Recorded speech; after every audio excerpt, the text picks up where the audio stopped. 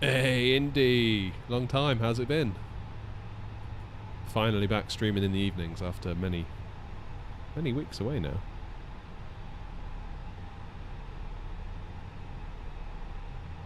Right, let's see if we can't figure out this down here. Okay, AOC menu, init, get all of our flight data. Nice.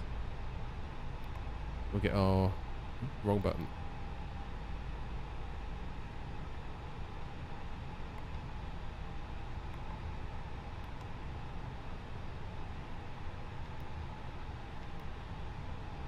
Okay, so they've removed the weight balance feature.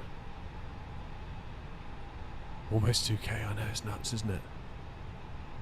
It still weirds me out a little bit, I'm not going to lie to you. Payload.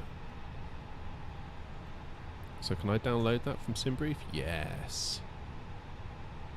And then, what does that do? Begin boarding. Sweet. Okay, so that's in here now, because that used to be in here. And you can see where it says WB for weight and balance. That's been greyed out. So that's all, so we need to remember that. That's good to know. Right, let's go over to here, init.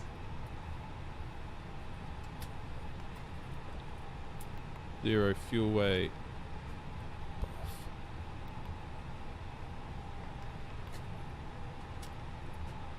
Nice.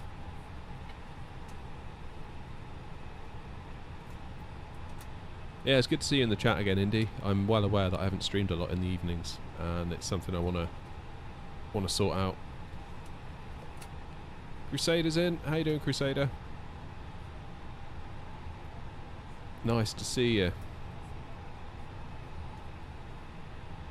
You've been waiting.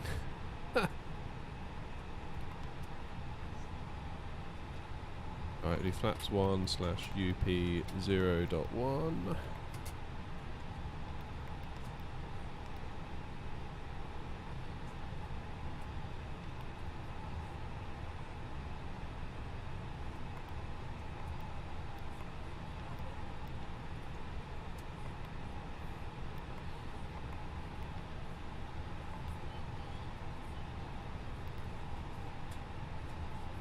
That's weird.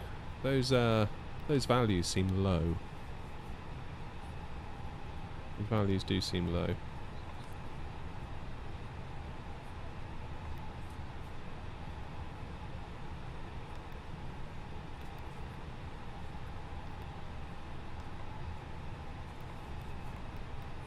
Still, right. We are taking off on runway 22. Now then. Is there no A320 in the game? Not that I'm aware of. I mean, that doesn't mean to say there isn't, but not that I'm aware of.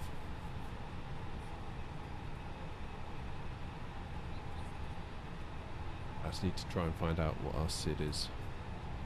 Because I'm stupid and I've forgotten. There we go. That's the one. That's the one. That's the one. That's the one. We'll insert that. And then when we get to Dublin... What runway are we landing on in Dublin? 28 right, I want to say. 28 left. And we're going to use the...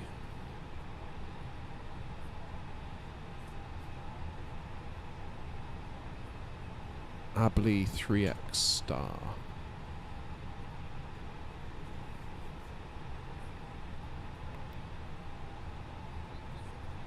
Tom's early for once.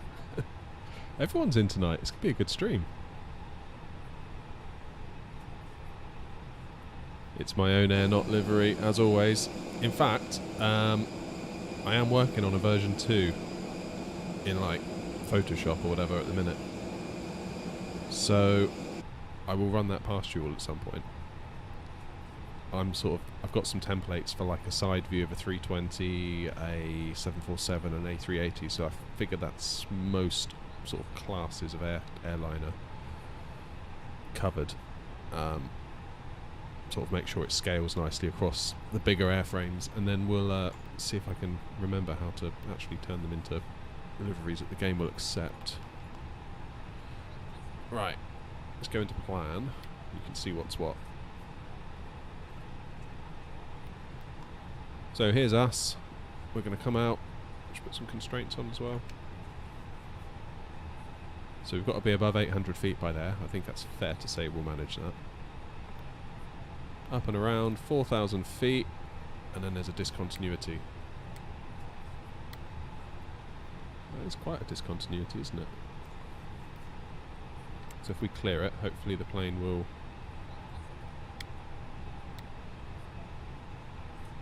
join the dots for us. Yeah, it has, nice. And then over to Ireland. Is there no discontinuities for the approach into Dublin? Ah, there it is. There it is. Oh, there's basically nothing there. We can just clear that. There it is. Nice. Expected flight time, about an hour. It's really not far. Really not far. It's a very, very short flight. But we're going to do a return service, hopefully, if I can figure out how to reset the aircraft on the other end, which I've never done before. So potentially doing all that live in front of you all. Hey, the co-pilot's in. And Europe, blimey, everyone's in. I should stream more in the evenings, clearly. Everyone's in. Right, let's get back to the start here. Right, so that's looking good. Flight plan's looking good. Appreciate the help this morning, by the way, with the 737. That was unbelievable timing that you should rock up in the stream and be able to help.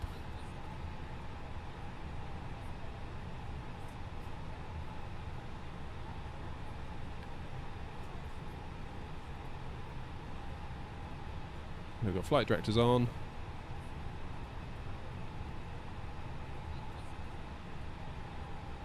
So I think what we'll do is go for, in terms of stuff in the window, 4,000. What's that, 4,000? So we've got to be at 4,000. Not above, not beneath 4,000. So we'll put 4,000 in the window. It's probably sensible. You've heard how Emirates use the A380. It's quite fascinating and smart. Oh, in what way? Hey, Nick's back. Twice in a day. How are you, Nick? You alright?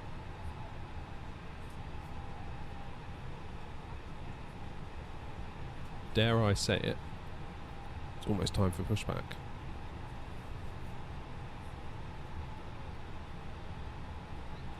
Let's lock the door. We don't want any randos coming in now, do we?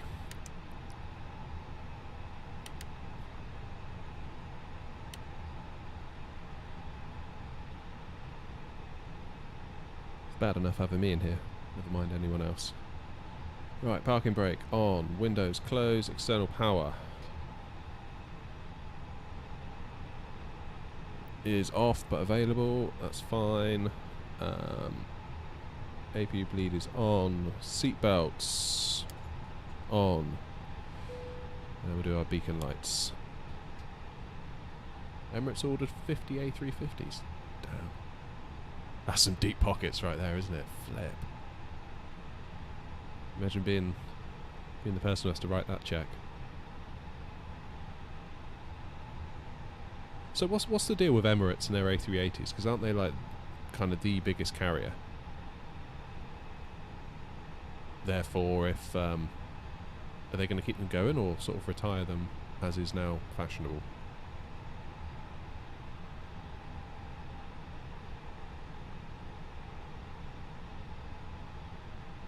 Right, apparently we can do a pushback on here.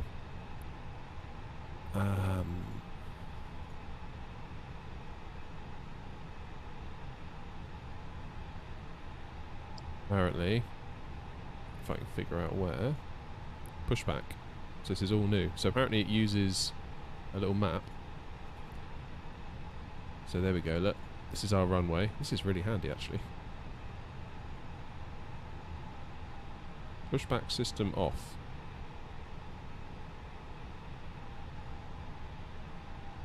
Yeah, we'll put that on. Okay. So where's the tug? Let me guess.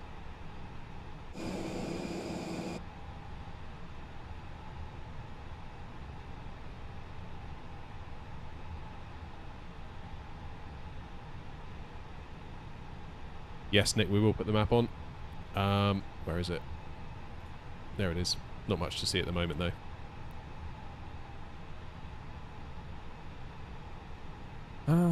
So, let's see if we can push back using this. So if we do parking brake off.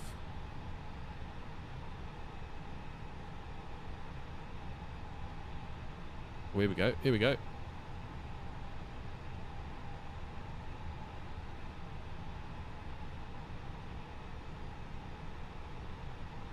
Is our little thing moving?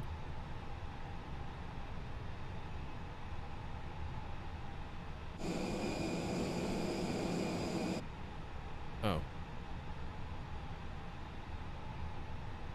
Obviously didn't like it when I changed views there.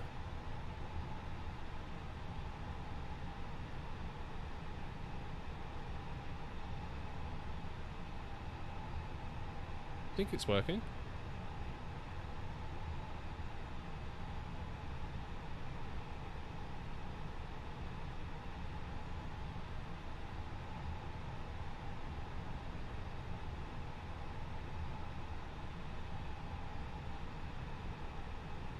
I'm trying to work out if this is moving.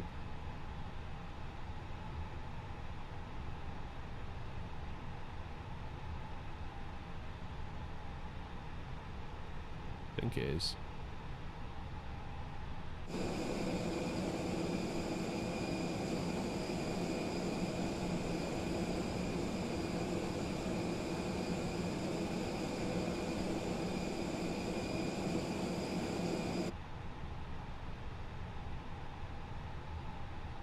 Why has it stopped?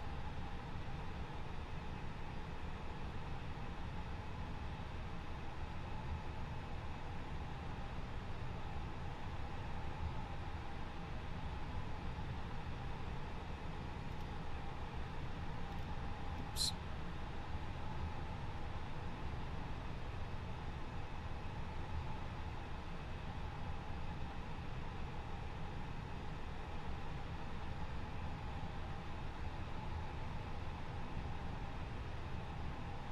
Right, how do I stop the pushback? Parking brake on, get rid of the tug. Okay, I mean that wasn't...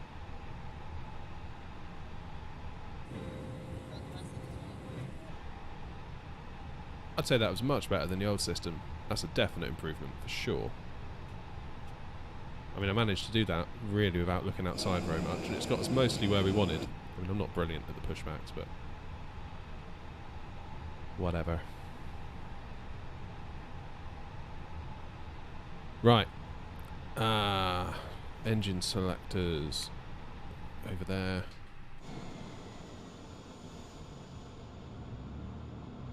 Let's see if we get an engine spool. There's one.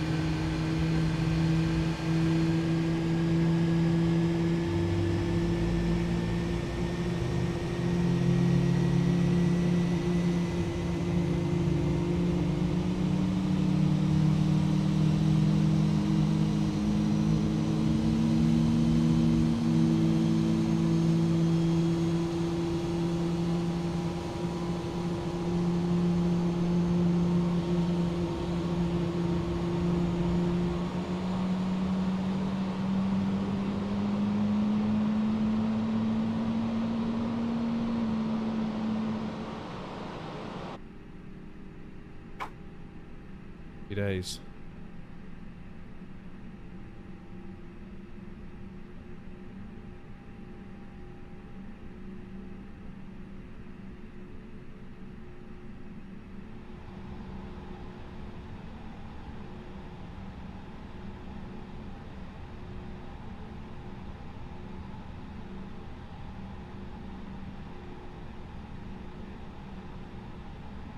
Good. Right, put that back there. Let's jump up here and sort out some bits and bobs, and then we'll start our taxi on out. Okay, APU bleed off. APU master off.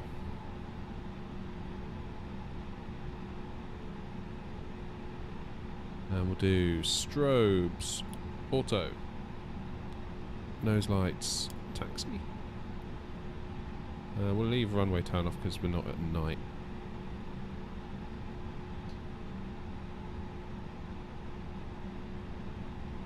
Auto brakes max.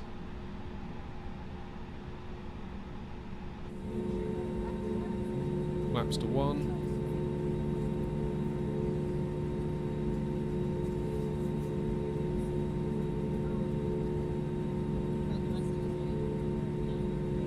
No worries, NDC in a bit, mate.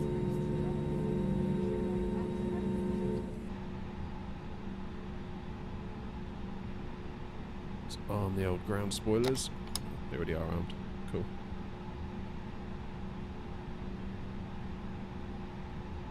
Right.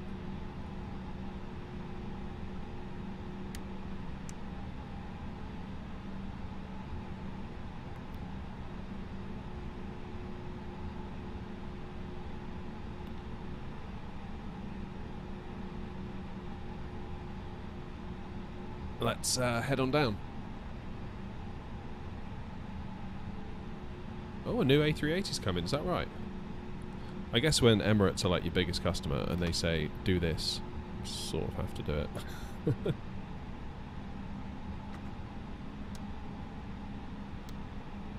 Let's get these screens brightened up a touch.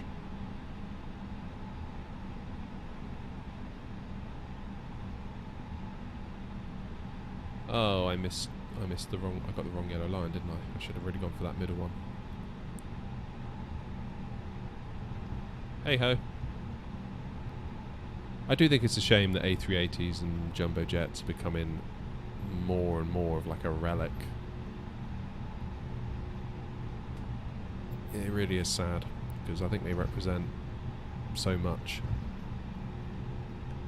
with regard to sort of aviation history, culture and all that stuff, you know?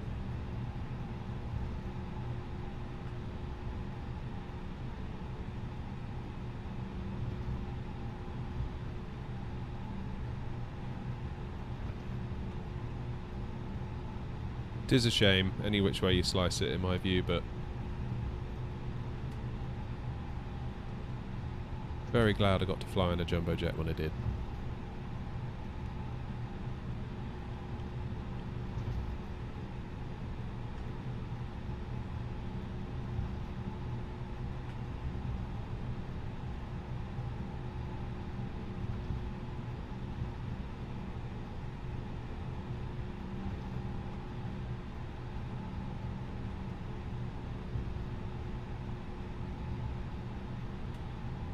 Right, this is us.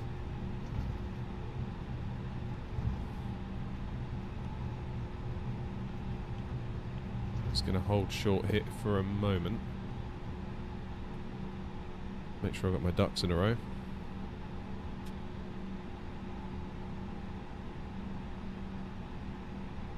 Okay, so we've got that there. Take off config normal.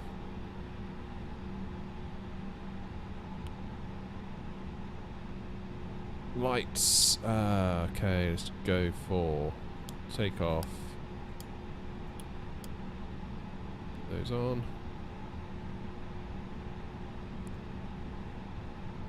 I think we'll leave the packs on.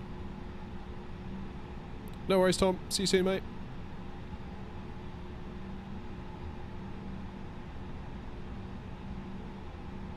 Yeah, the packs are a weird one because I think not too long ago it would have been normal to turn the packs off. But now with COVID, it seems that the priority should be to have them on for ventilation reasons. That does make sense. Right, let's go and line ourselves up.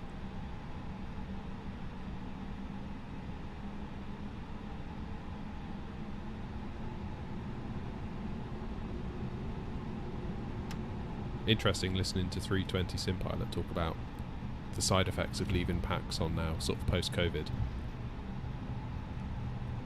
And that you get all sorts of smells that come off the runway and planes that might be in front of you that then get fed straight into the cabin.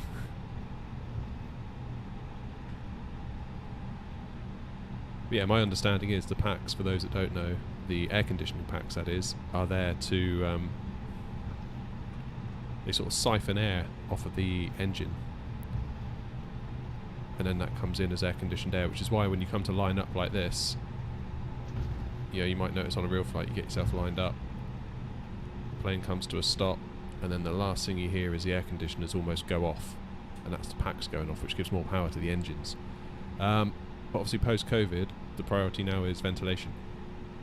So leave it on, even though it uses a bit more fuel and degrades the performance of the engines. I guess there might be some circumstances where the runway's too short, or other conditions where you just kind of have to turn them off to get that extra juice. But yeah, that does make sense. That does make sense. So we've got 4,000 in the window.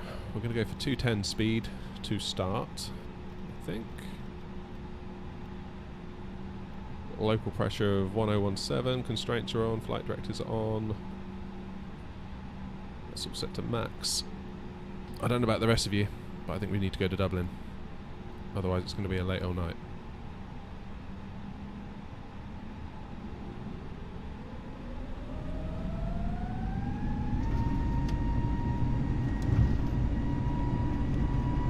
Okay, no buzzers or bongers so far, so that's a good start.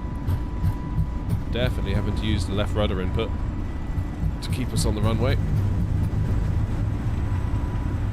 And let's rotate.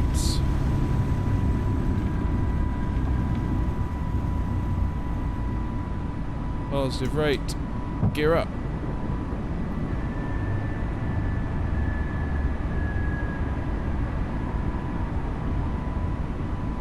Auto throttle's on, that's good. Gauge autopilot.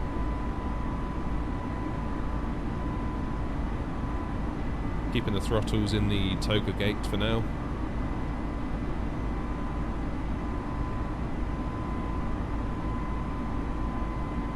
Bringing them back into climb.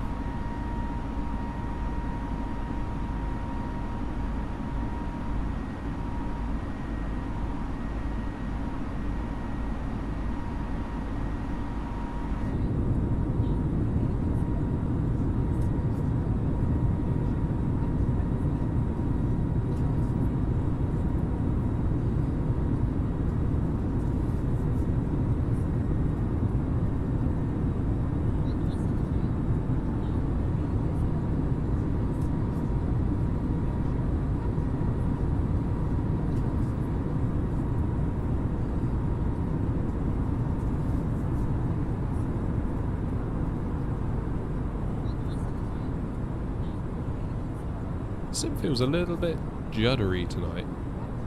Just a touch.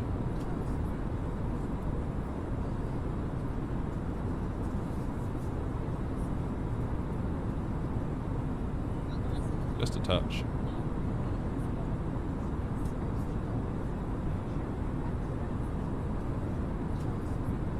So we've got a bit of a funny route out of Stansted. We actually, as you can see from the mini-map, it's almost like we head down to Oxford and then make our way across Wales. Which strikes me as a bit odd, but I don't make the rules.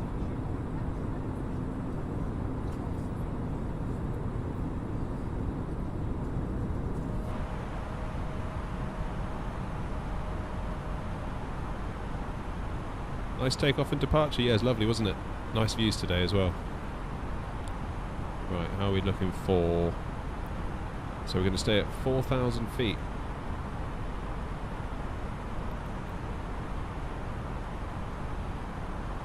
once we get past Nugbo. Are we lost? Feels like we're lost.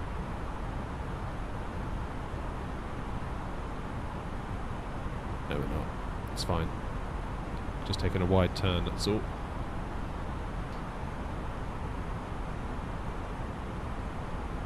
It does seem awfully low to keep you at 4,000 for that amount of time. Which is odd, because it's not like we're above central London or anything. I mean, look, it's just fields.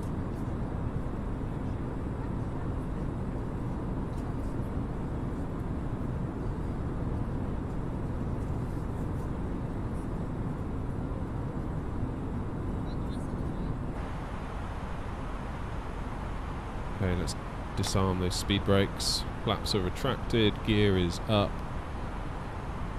Still a local pressure, still keep our lights on. Keeping it at 250.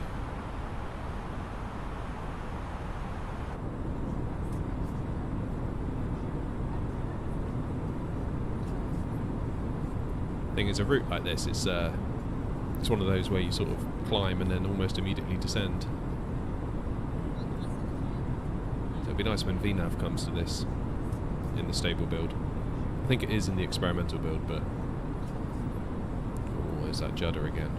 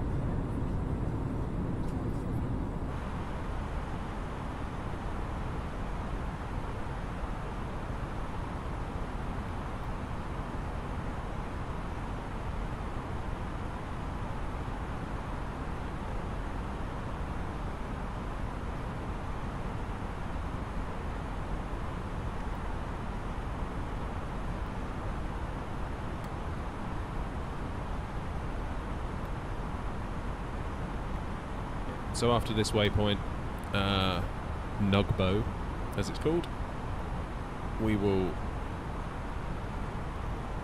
get to our cruising altitude. Only 24,000, but then again, it's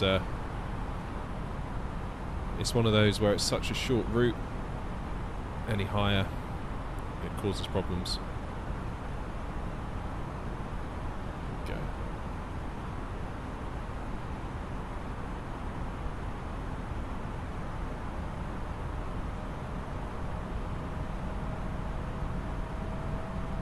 Plane is now going to start climbing.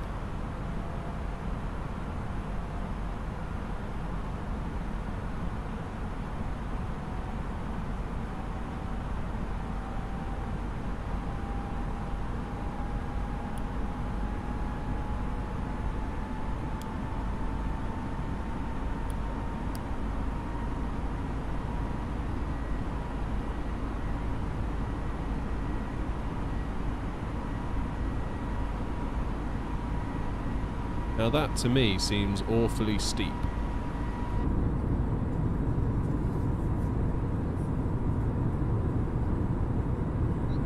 Just interesting seeing what the plane does when you leave it in manage mode.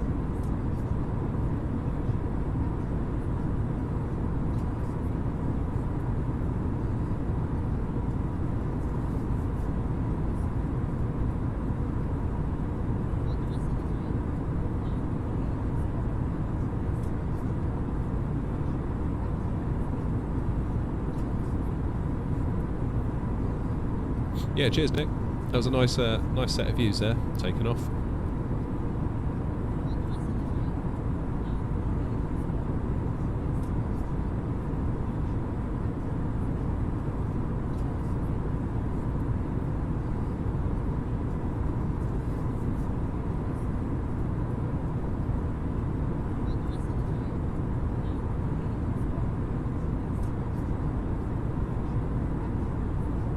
How long are we flying for? So it's probably like not even an hour to Dublin from here, and then we're going to turn around and come back. So about 2 hours in total. There we go. 10,000 feet, so...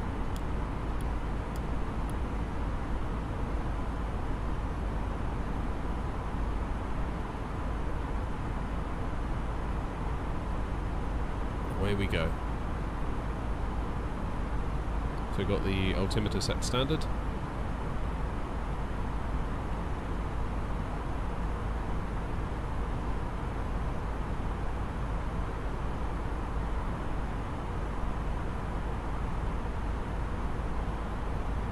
We're going to head up to flight level 240, then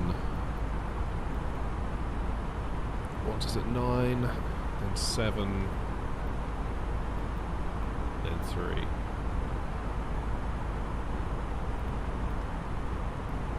What's the deal with this 9? Above 9. Okay.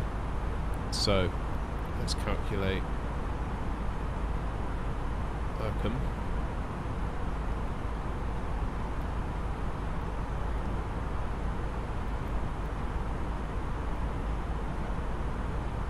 It's only 190 miles.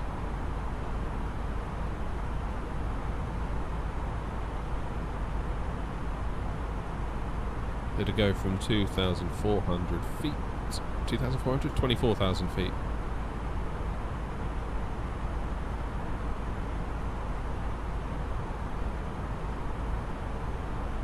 Nice. Not very long.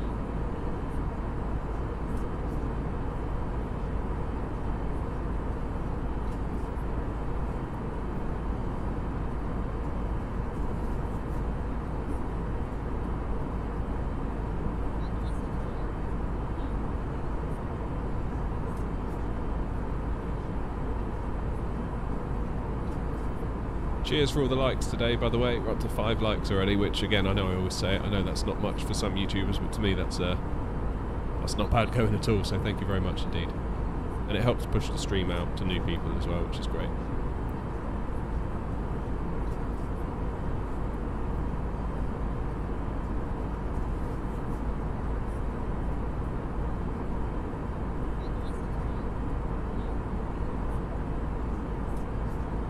So we're not far off our cruise now. Not far at all. Another 4,000 feet, we should be there. You'll know when we are, you'll hear the engines kind of roll back.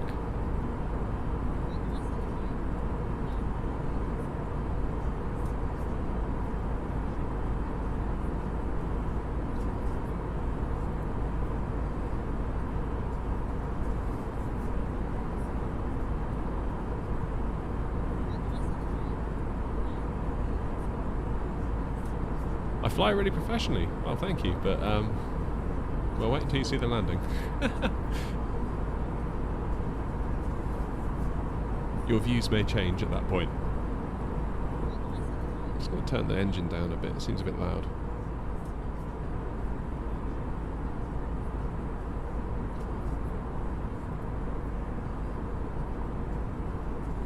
Anybody fancy some music for the cruise? Are you happy with engine noise? Make your feelings known in chat. I would do a poll, but I'm already running one.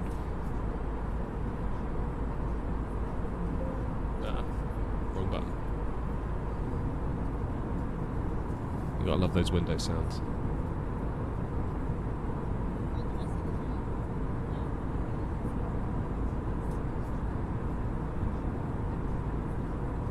So we can't be far off of Milton Keynes, can we? If we're heading down towards Oxford.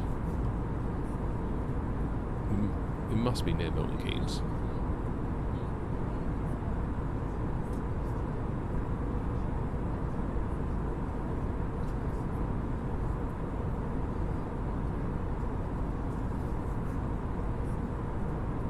As for the music, I'm good either way. Entirely up to you lot. It's your stream after all. I'll just point the aircraft in the appropriate directions. Is that Milton Keynes down there? God, I don't know.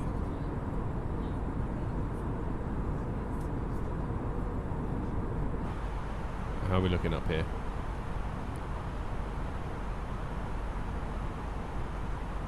So that is the Isle of Wight.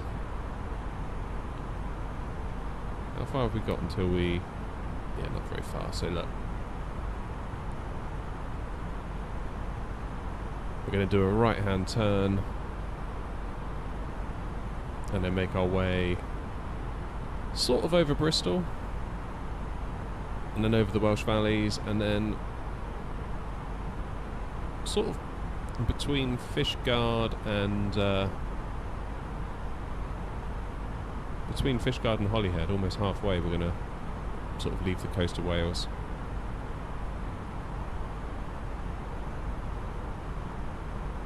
Maybe at Cruise Town. Let's have some music. Let's do it, shall we?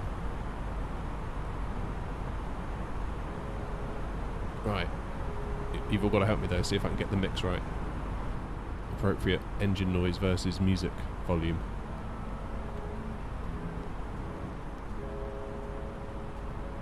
Oh, there's the old live weather kicking in. I love it when it does that. Just get a cloud randomly appear out of nowhere.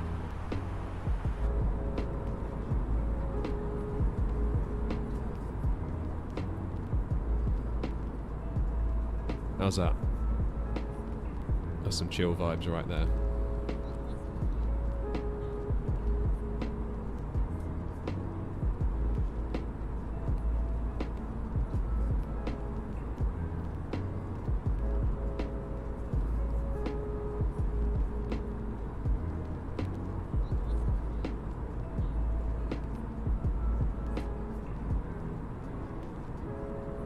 I'm starting to think maybe that's Milton Keynes beneath us there.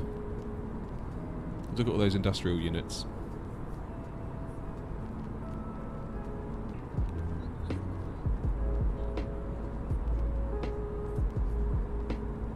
I seem to recall driving along that road once, in that direction, and looking at all the units out the window. So that would add up. They do some very cool colourings on those units, like they'll start with like a dark blue at the bottom, and then gradually, like as each layer of, I don't know, metal goes up, it transitions to like a nice light colour, so it sort of blends in with the sky. It's very clever.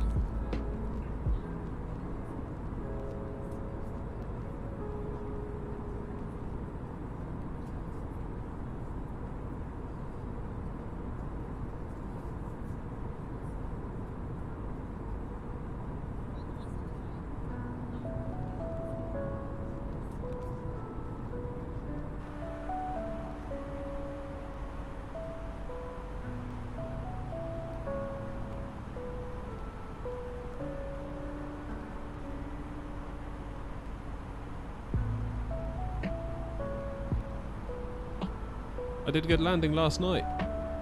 Oh, you mean in the 737? Of course, that was your last night, wasn't it? And mine this morning. So time zones are weird, right? Yeah, they weren't bad. They weren't bad.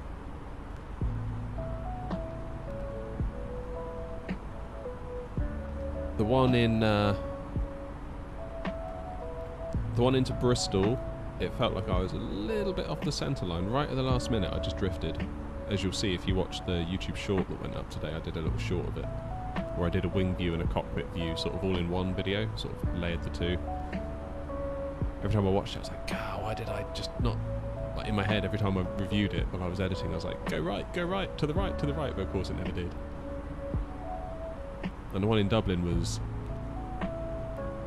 nice and smooth, a little bit late, but I just let the nose gear hit down that touch too hard, I think. But it's all practice. Like, yeah, this morning wasn't supposed to be about being brilliant. I mean, none of my streams are about being brilliant, let's be real. But at least in the A320, I feel like I know a little bit more of what I'm up to. Famous last words, I know, but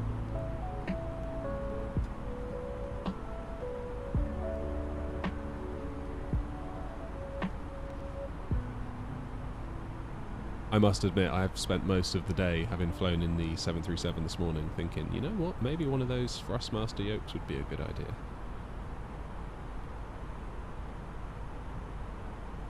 Just so much money.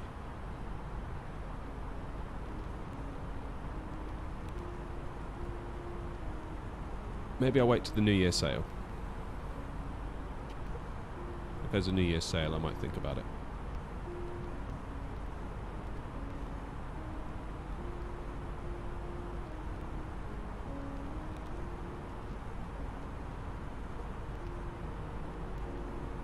I can't believe you missed my last stream.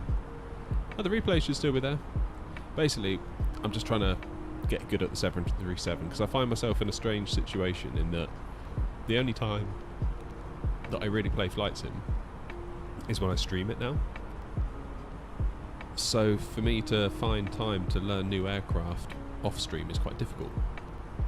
So I've been kind of... I bought the 737-800 when it came out back in the summer. You know, paid like the full $70 or whatever it was. I barely touched it, and I was thinking the other day, this is so silly. Like, you paid all this money for like a top tier aircraft. Like, they've done such a good job, and I'm just not using it, almost out of fear of not being good enough. But then comes the question, well, when am I going to learn it? I haven't got the time to learn it. Like, my flight sim time I use for streaming as well, so it's like I just have to learn it in front of you all and make all my mistakes in front of you all, and hopefully you all don't mind.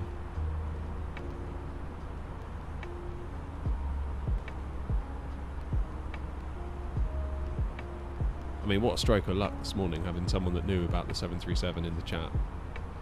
I was so grateful. They were really helpful. So here's the River Severn. Severn, not Seven.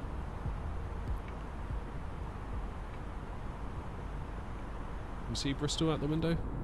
Where we were this morning?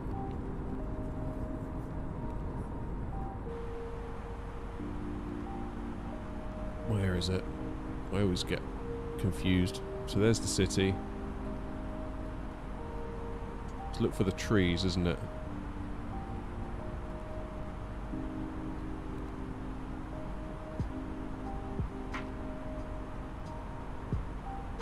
If you found the trees, you found the airport, usually, with Bristol. Just by a clump of trees.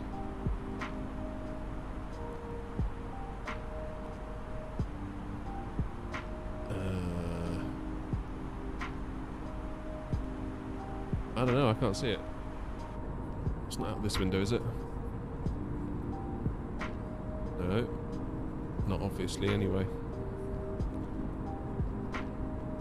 Is it going to be like right beneath us? Perhaps the route is taking us directly over it. That would potentially make sense if it is doing that. Let's have a look.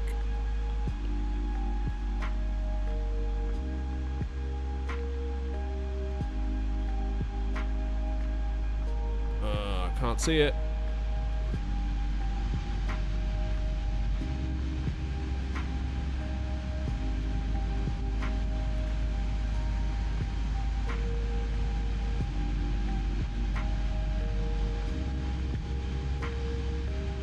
Can't see it. What we will do though is use the smart cam. Actually, that might be a good shout. Because if we use the smart cam, it may look at Bristol Airport in the smart cam.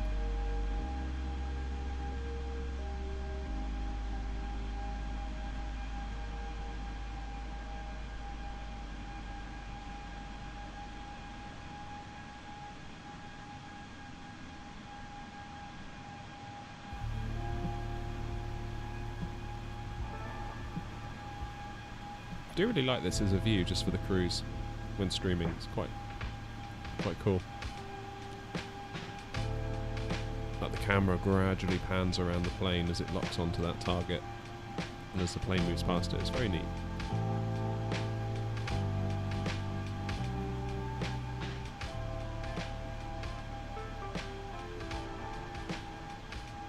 Still can't see the airport.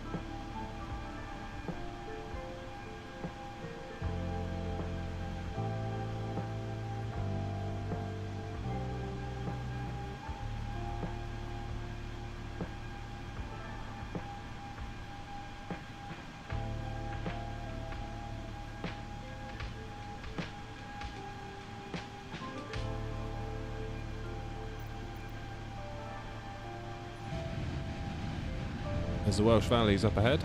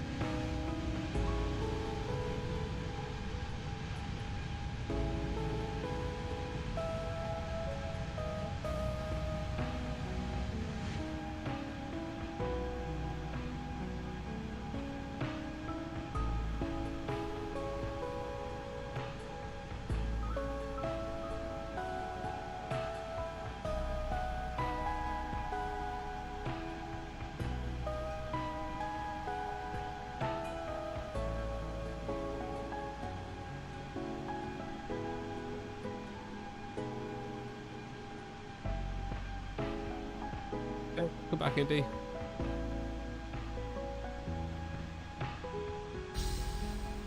Yeah, the livery's cool. Although, let me show you something that once you see it, you can't unsee it. That little triangle there.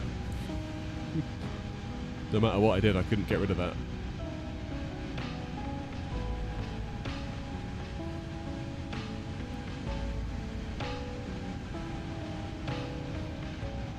And I don't know why.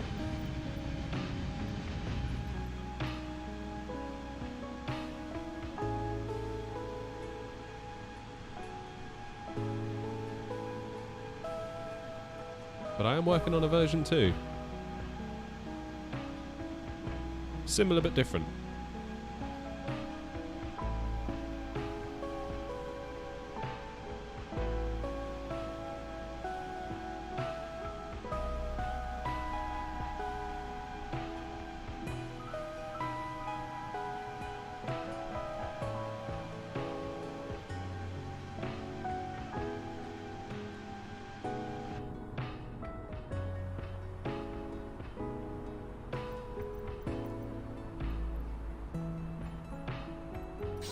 Right.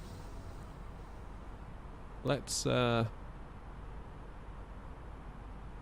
still talking about AF4. What's happened? Have I missed something?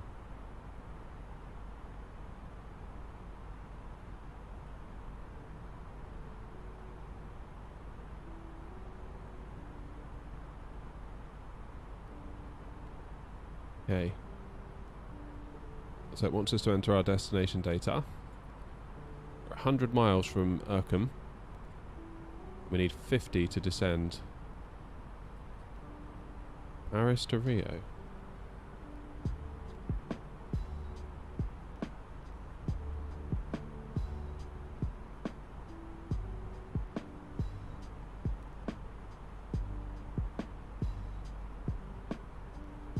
What's happened?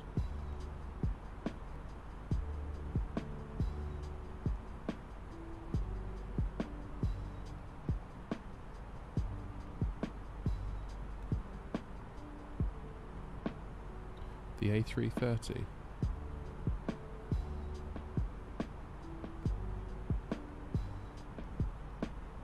Not sure I follow. I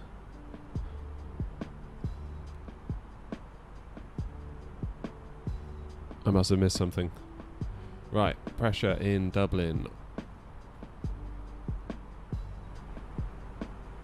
1021.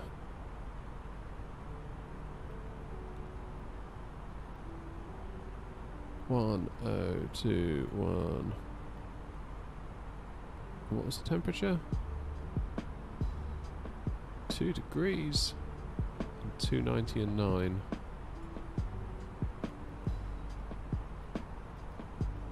Given that we're coming in on 2.8, we should be alright.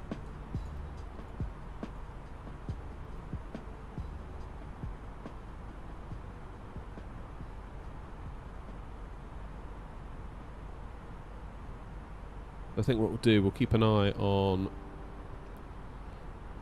Urcum down here. So that's going to get us down. We need to be at 9,000 feet by Urcum. If we do that at 2,000 feet per minute, according to this, we need 47 miles.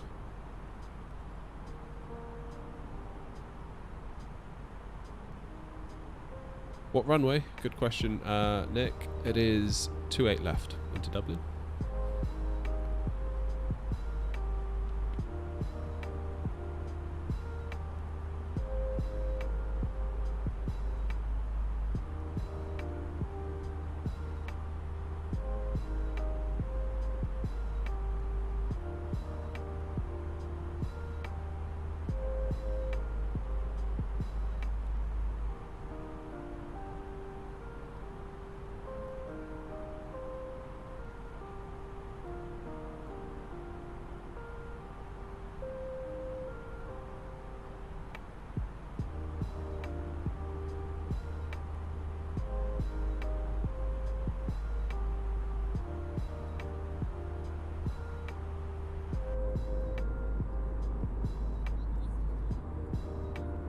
Wales is incredible for landscape, it really is. Should go there. Go there more, rather. The only time I ever seem to go to Wales is, oh, I'm yawning, is when we catch ferry, which always seems a shame. Should probably go there for, like, an actual purpose, not just to catch a ferry.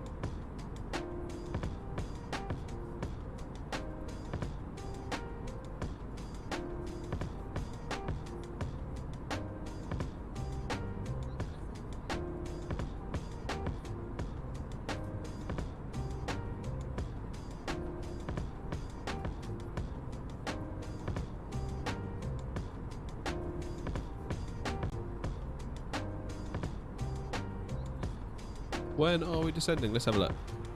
Probably about 40 miles. Ooh, no. 20 miles. So we're 71.4 miles away from Urcum. And Urcum we need to be at 9,000 feet. We're currently at 24.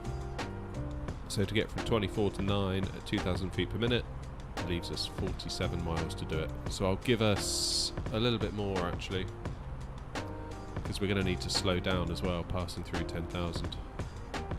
So actually, very, very soon, Indy, we're going to be descending. It's a good job you brought that up.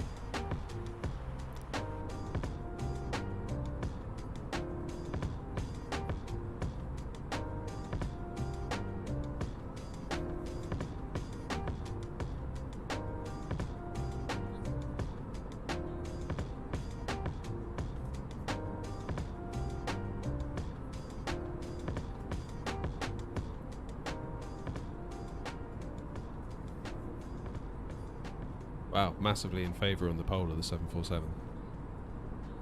Massively in favour. And I can't say I blame you.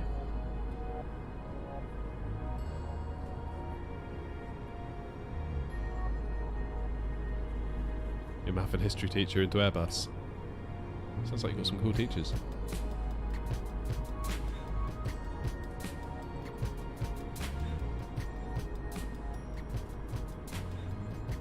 Right, let's check in on our 62 miles and we need 47. What I'll do is probably start at 55 just to give us that little bit of buffer, because going down to 9,000 and it's not too far down to 7. What does that give us? 11 miles to do 2,000 feet. Then a further 25 to get down to 3,000. So there's no mad rush. And it's basically the route into the runway.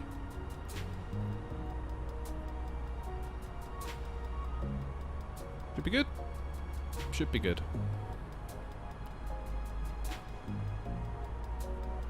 Right, let's get ourselves with some values in the window. So we'll go 9,000 feet.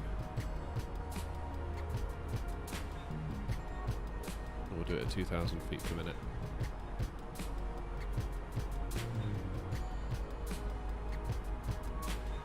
So there we go.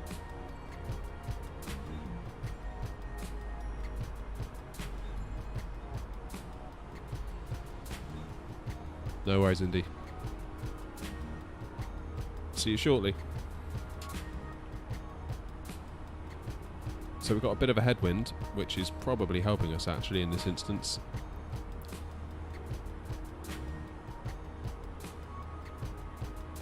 So at 2,000 feet per minute, your speed can potentially sort of run away from you a little bit.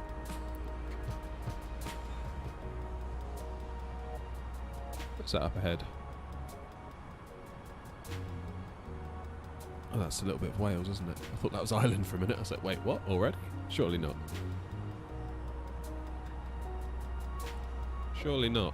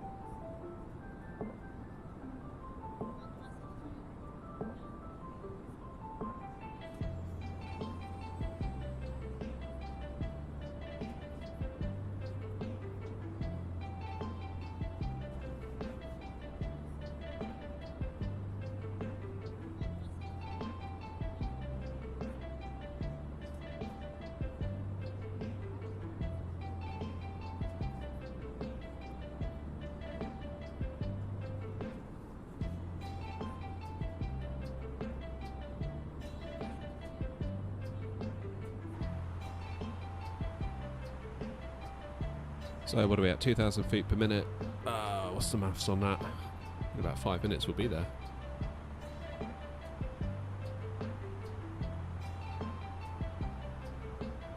Not going to take long.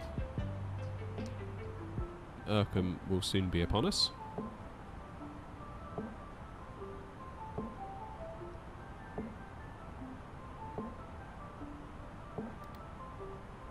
Yeah, there's Urkham right there. So quite a straight line in, really. Just one sort of left turn to come in on final.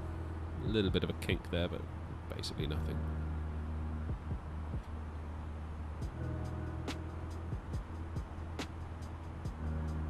Yeah, Stansted to Dublin's very... Basically anywhere from the UK to Dublin doesn't take long.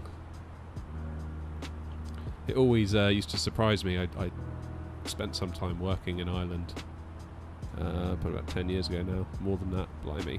Wow, more like 15 years ago. And yeah, it would always shock me how quickly you'd be in Ireland. And obviously you're in a different country, different culture, different everything, and it's like an hour ago I was like at home.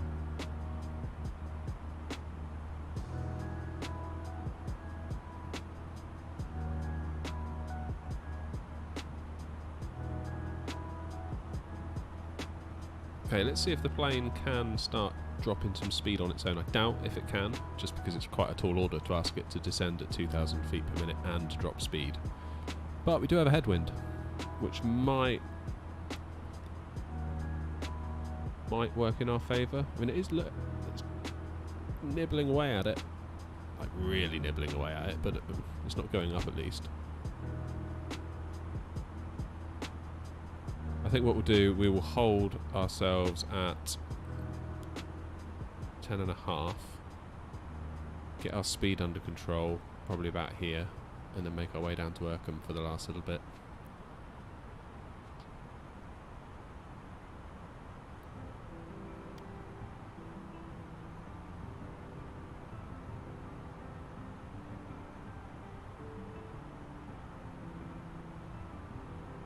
Just trying to stay ahead of the aircraft, really. I don't want to end up in a panic when we get near to Dublin.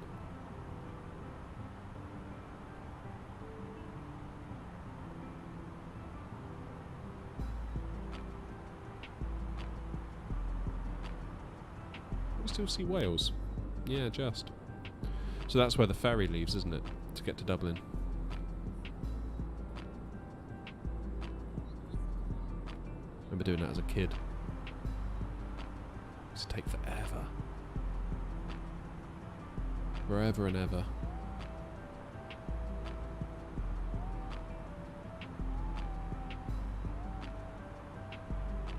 So that just goes to show you really how short of a hop it is. So you can just see the Welsh coast there disappearing behind the clouds, and then over here you can make out Ireland.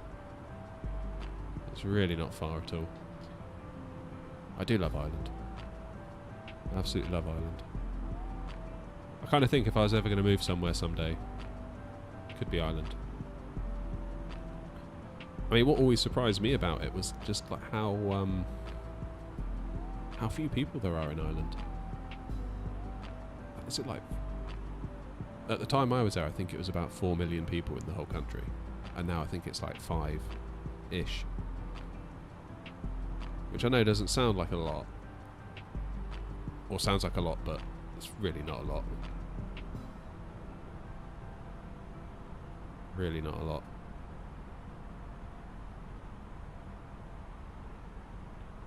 What was local pressure in Dublin? 1021.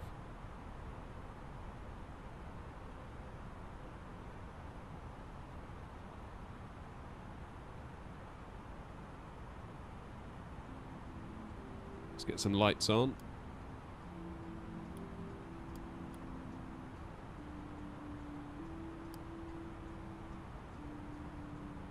Yeah, I've got a lot of time for Ireland.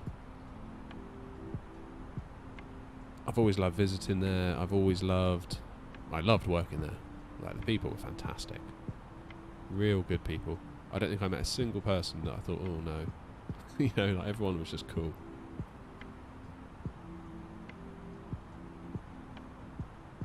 They've got a very relaxed way about them.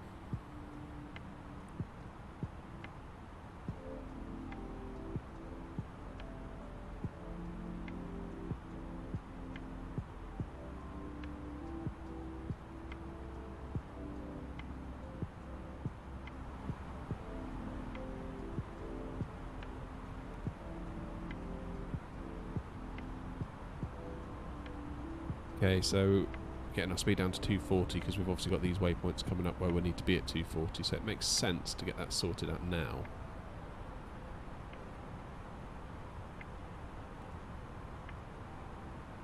Go, so we've met 9,000 feet, about 5 miles ahead of schedule, which is good. I mean, in fairness, I did start the descent 5 miles probably before I needed to, so...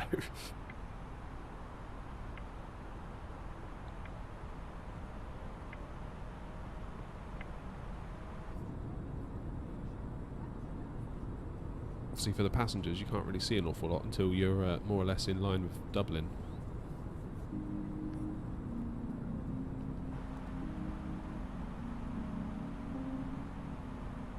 So what we'll do, we'll land, we'll find ourselves a gate and we will park up. I'll make ourselves a new flight plan back to Stansted and we'll see if we can get that on the go.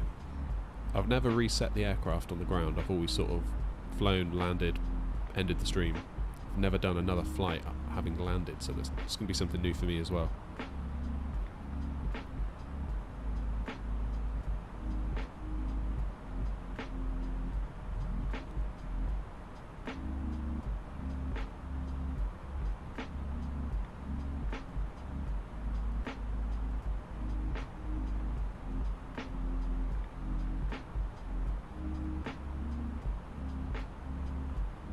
So here comes Erkham. And we'll start getting ourselves down to 7,000 feet.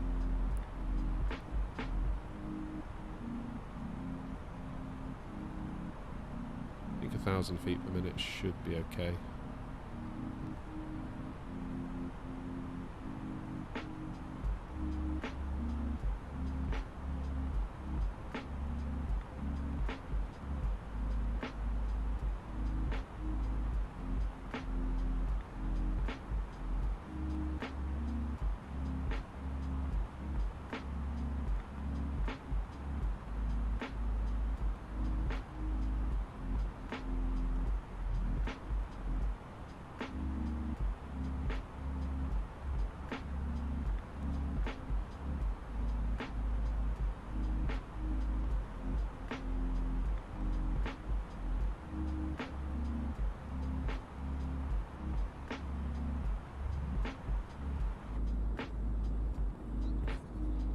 Starting to get some glimpses of the coastline now.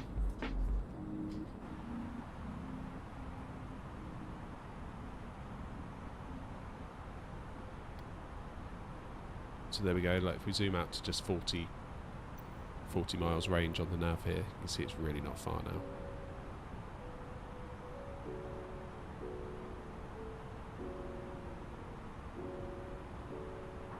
Not far.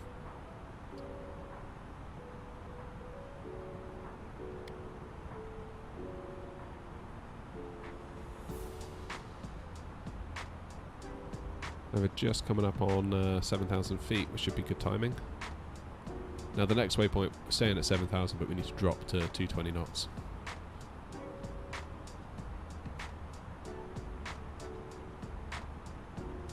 It's perfect. Perfect timing. Love it. There we go.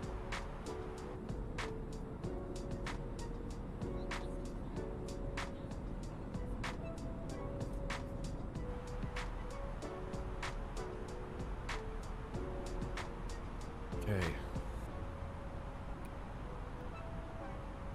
2 miles.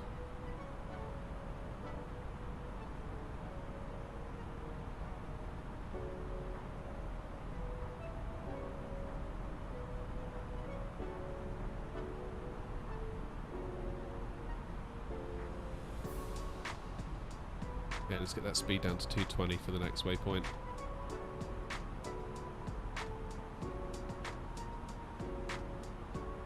Welcome back, Indy.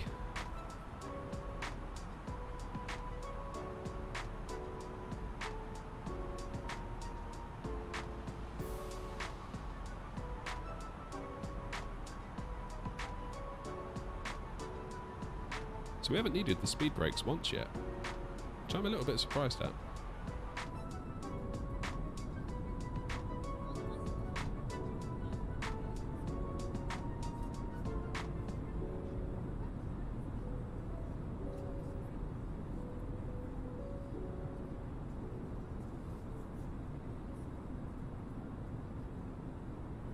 I will leave the music there.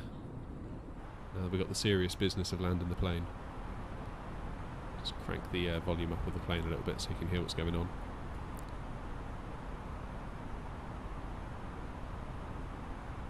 Okay, so we've got about 12 miles to get down to 3,000. Again, I think about 1,000 feet per minute should do the trick nicely.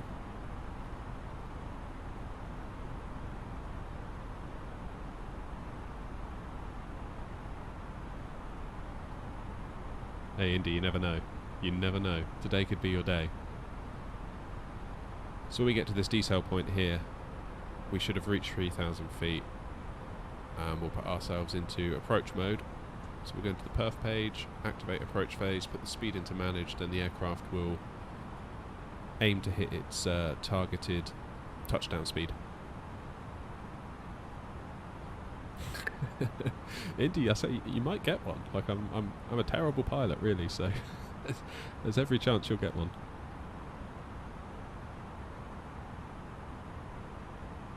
Plus, we're flying back to Stansted after this. We're going to land. We're going to turn around and head back. So there's another landing in for you later on, perhaps, if you're around.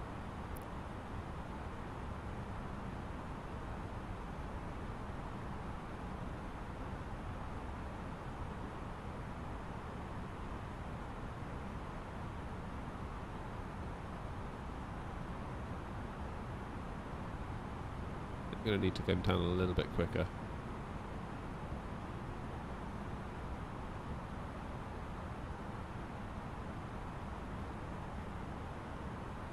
Really, as in really we're heading back? Yeah. If that's what you mean really to. We're gonna... Yeah, we're gonna need some speed brakes now for sure.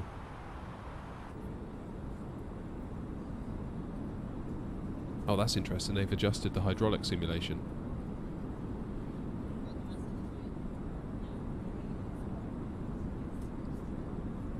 On the way the speed brakes come out. That's cool, I like that.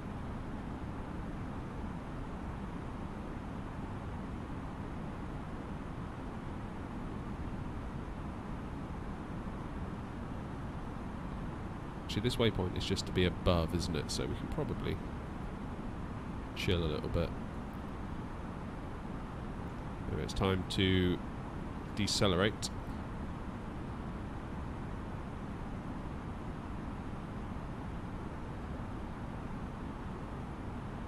We'll get our landing system on. Yeah, I've never reset the aircraft once we've got on the ground. So normally, like, you know, as you'll know, being in the streams, the kind of we land, we go to the gate, then it's like, cheers everyone, bye. I've never actually had to reset an aircraft that's already been in use. So I always get a clean aircraft, obviously, when we start the sim. So I'm hoping that's all going to be okay.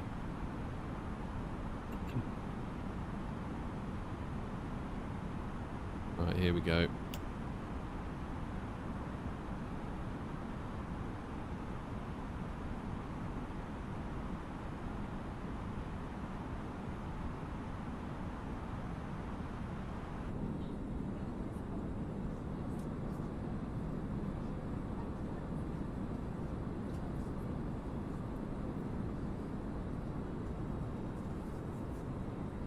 Get the flaps out.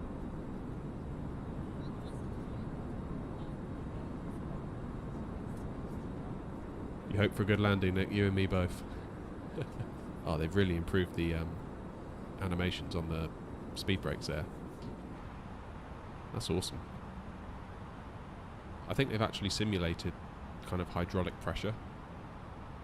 Like they've actually simulated the actuators that push the hydraulic fluid. So it's kind of like, it's getting really nerdy, I love it.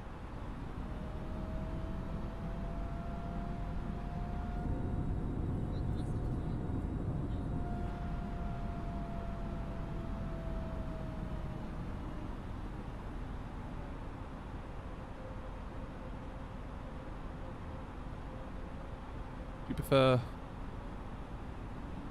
landings at... Do you prefer look at good landings or hard landings? I mean, obviously I'll always take like a buttery landing, but I always feel a little bit annoyed at myself if I do a hard one. I'm like, God, why did I do that? I should just did something different.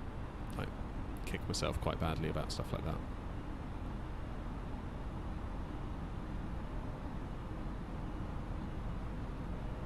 Right, I'm going to get rid of the map, just briefly, just because it's kind of in the way.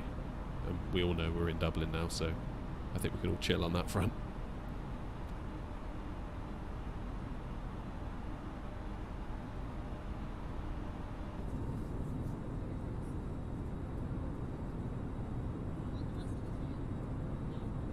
So it looks like the sea's fairly calm, that's always a good sign. Because the sim does kind of simulate wind on the ocean. You kind of get like what they call the galloping horses, I think. You can sort of see the waves, what direction they're going. Which can be useful. if you're coming into land during wind.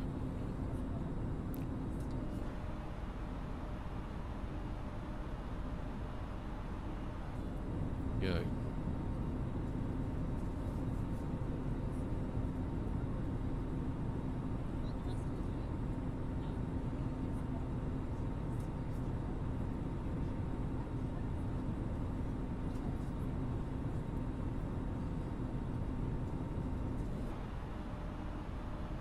Okie dokie. Speed brakes, medium. Approach mode on. Landing gear. Full. Landing gear, flaps full. Speed brakes armed. Only 7 likes. Yeah, it's been a bit quiet tonight. Still, 7 likes is 7 likes. So, just going to intercept the glide slope any moment. Actually got quite a little bit of wind there. So it says on the ground it is 290 and 9. And we've got 345 and 16, so the wind is likely to change on us as we get down. So we should start to see the aircraft.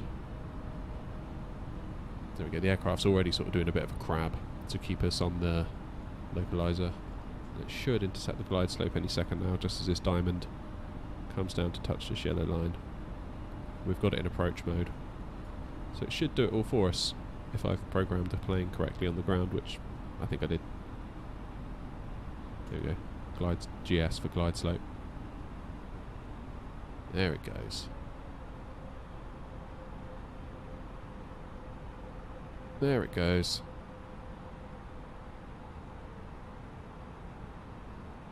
Yeah, that is quite a crab there, isn't it?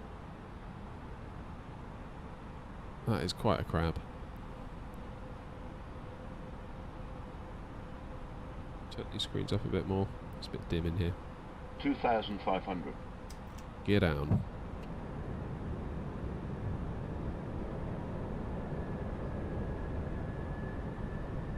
I will say earlier, coming in the 737, it felt like the localizer was bugged. It felt like it was lining us up almost on the grass here. So I'm just going to keep it. It does feel like we're a little bit off axis here. Feels like we're travelling almost there where we need to be left a little bit. Anyway.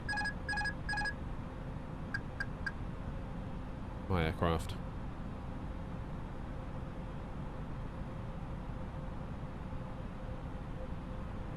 Yeah, I know what you're saying, Indy, but it does feel like if you were to imagine a line, the centre line almost extending out from the end of the runway, it feels like it's slightly to our left, even though we're crabbing.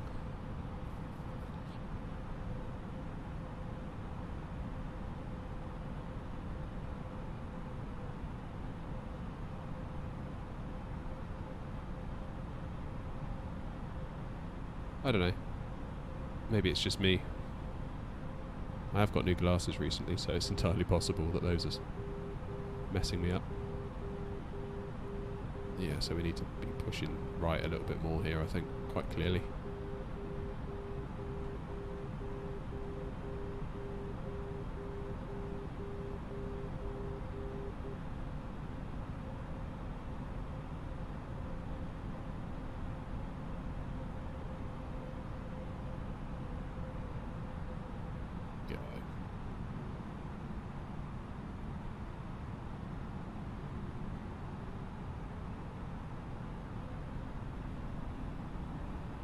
Yeah, we are a little bit high. Although, if you look at the diamond on the glide slope, we're barely higher than we should be.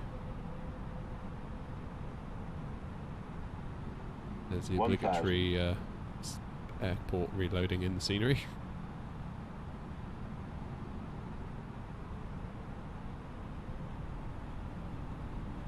See, now I'd say we feel too low, despite the pappies agreeing with our position. Okay, the wind is dying down, so we can reduce our crab angle a little bit.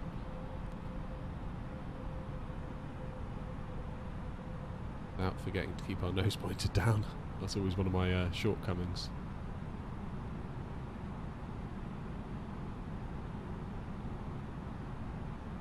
500. Okay, so I'm going to be looking out the window a lot more now, as opposed to looking at instruments. 400.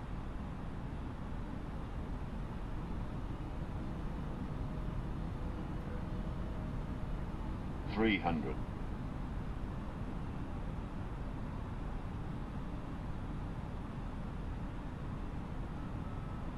200.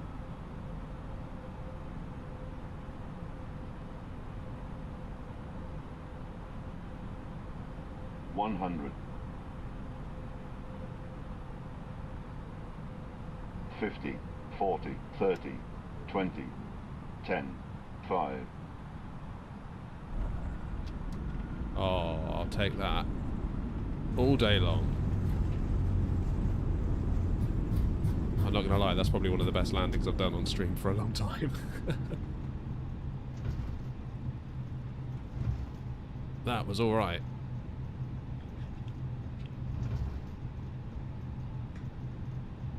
I would say that was butter indeed, yeah, if I do say so myself. And that was bang on the touchdown zone as well, more or less.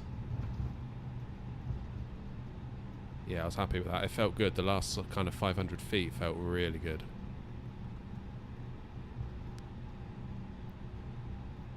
I was starting to think like, oh, this might go really well. And I was like, don't jinx it. Okay, let's vacate the runway.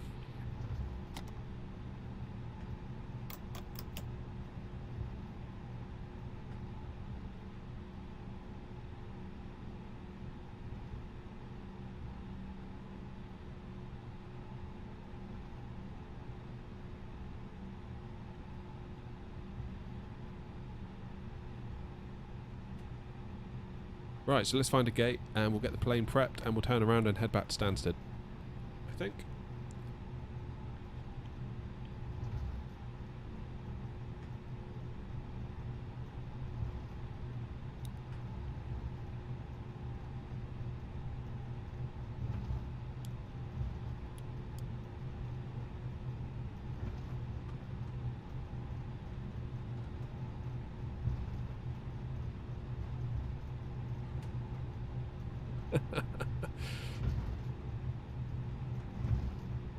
Runway cleanup indeed.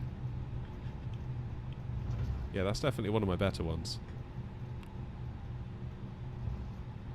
I haven't done one like that in a while.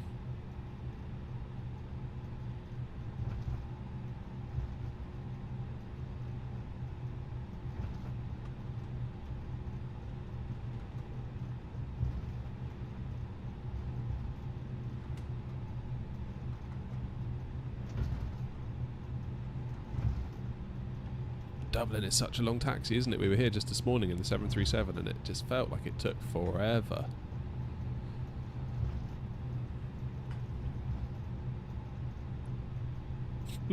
You're too kind.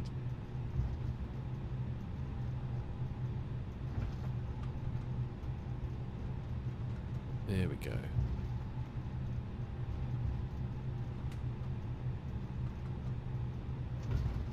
Yes, I'm aware I'm cutting across an active runway, but I know there's no traffic, so that's why I'm not checking.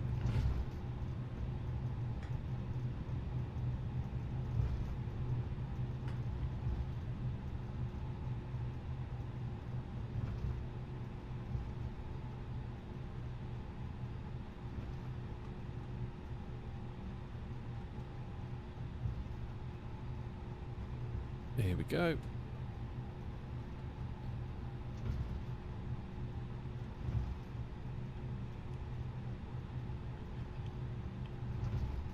Here we go, here we go.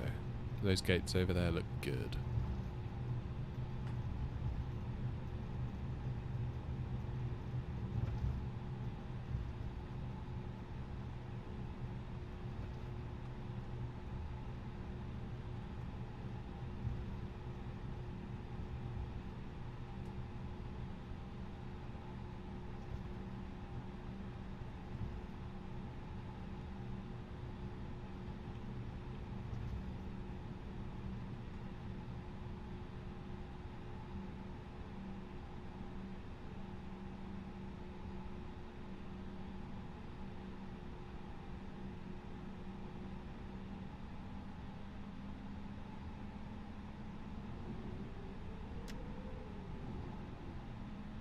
Right.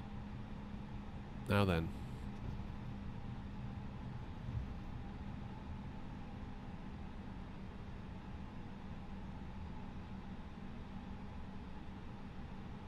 Parking brake on. Right, now I need to pay attention now to what I need to do after landing.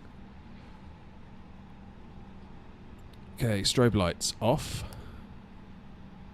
Landing lights are off. Taxi lights are off.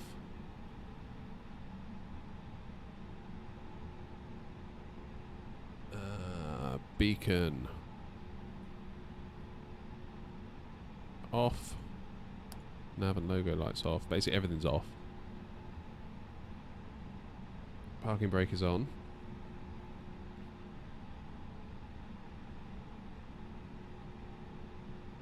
Put our APU on. Seatbelt signs off. And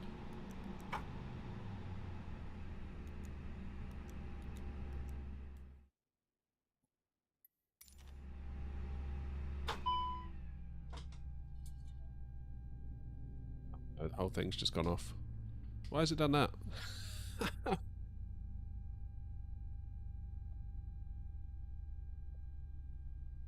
Thought I had the APU bleed on.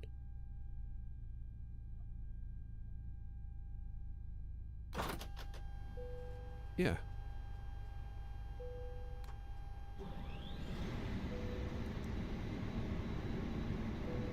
Oh, wait, I didn't do the APU starter. That's what it was.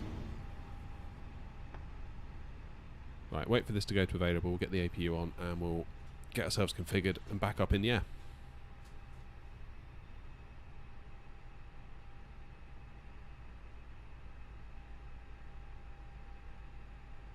Come on. Turn to available. Otherwise I'm going to be stuck. Do it.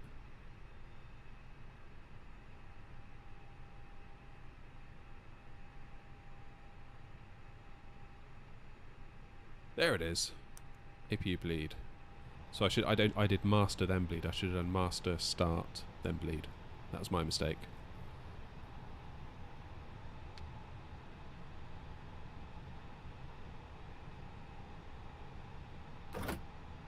Nice. Systems are back on. Right, I need to make a plan on Simbury for 2 minutes.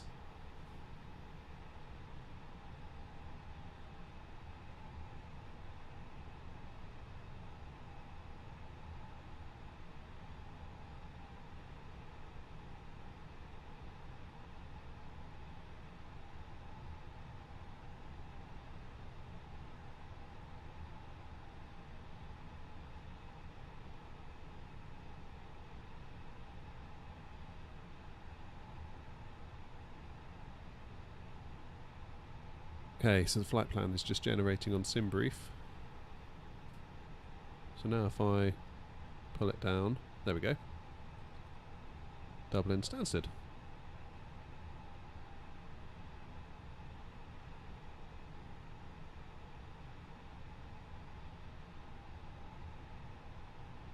Now I've pulled that down from the SimBrief, is that correct? 5122, that is correct. Happy days, and payload.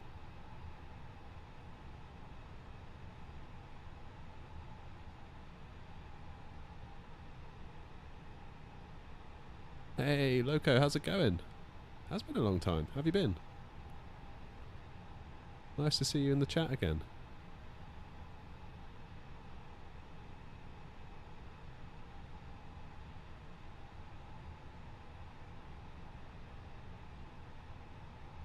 Okay, so the payload is done, fuel is done. Local pressure has changed. It's interesting.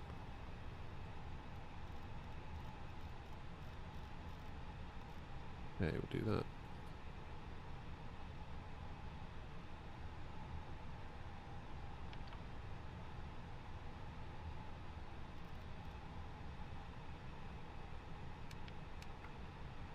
So then, where do we go down here? Init. There we go, request the data.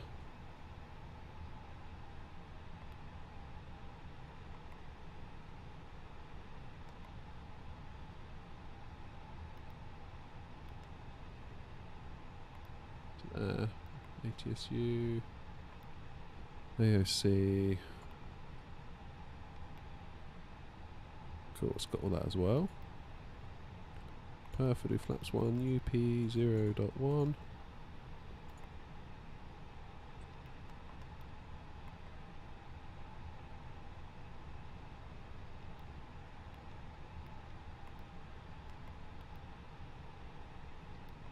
Right, what is our route out of Dublin?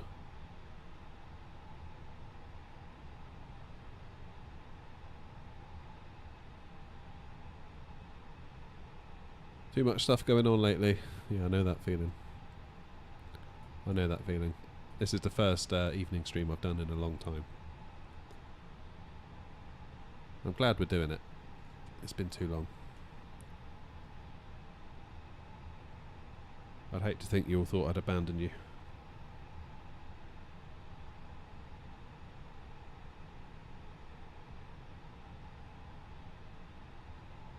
So we're going to use runway 28 left.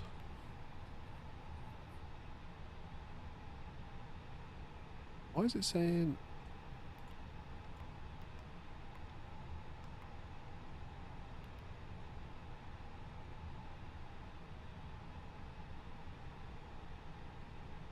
Yeah, Loco, really good, thanks. Yeah, just like you say, busy. Been really struggling to get a stream in the evenings. Been doing the mornings, but then I've got two sort of...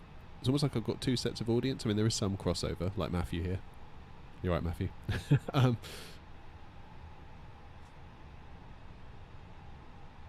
But yeah, it's tricky.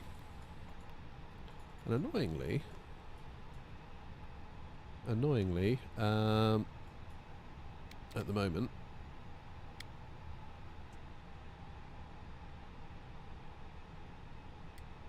there is no route out of Dublin that suits us.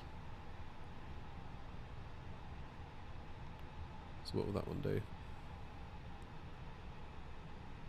Yeah, that'll work. We'll do that.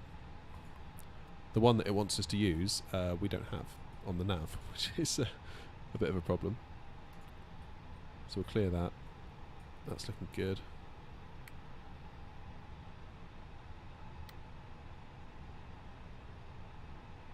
Okay, so 28 left, take off, turn.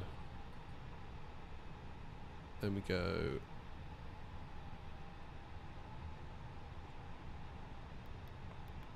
cross Wales. That is a big old gap there between there and the airport. We're going to use ILS 22. Please be on here. Yes, it's on there.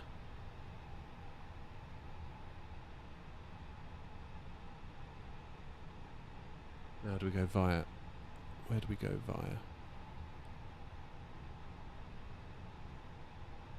That one?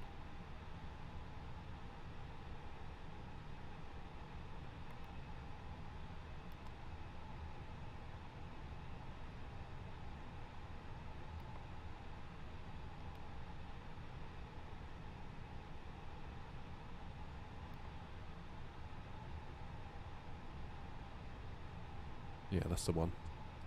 So we get, it's weird, we've got like a little bit of a loop, like a little figure of 8, kind of little loop and around and in.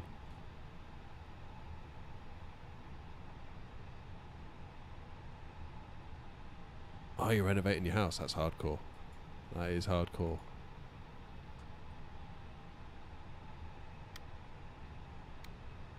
Right, let's have a look then. So out of runway 28 left. Make a turn. Head on down across the Irish Sea to Wales. Bum, bum, bum, bum. Yeah, so this is it. This is quite an interesting little approach path. This is what SimBrief alluded to. So in around here, do a loop, in and round. That should be fun. Okay, that's all sorted.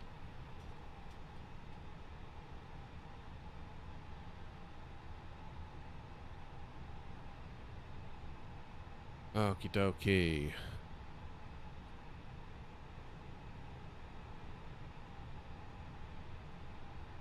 So nav is on, everything's on, sort of. This is very strange. Yes, Matthew, we're going back. Return service today. No messing around.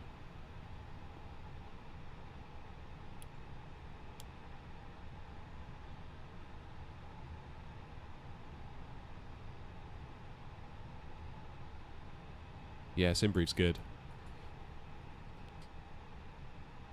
Yeah, that is the pattern. Like, Simbrief drew that on its little thingy there. And then obviously when I selected the right star and Vires, it drew exactly the same thing on the plane. So it must be a genuine thing, I presume.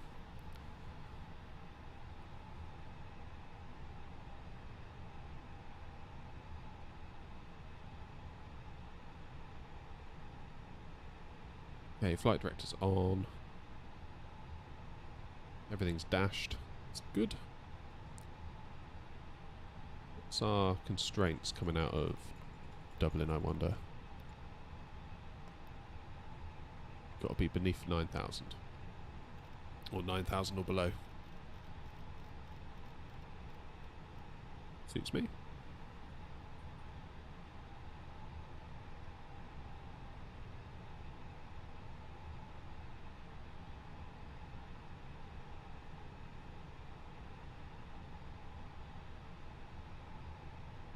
Parking brakes on. External power is available but off. APU's on. Seatbelts are on. Beacon is on. Right. Let's attempt to push back. What we'll try and do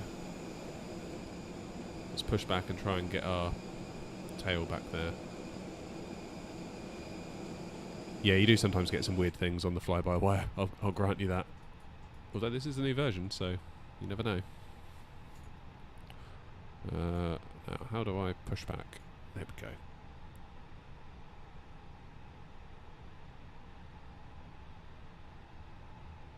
Pull the tug. Parking brake off. And let's see if it will take us back.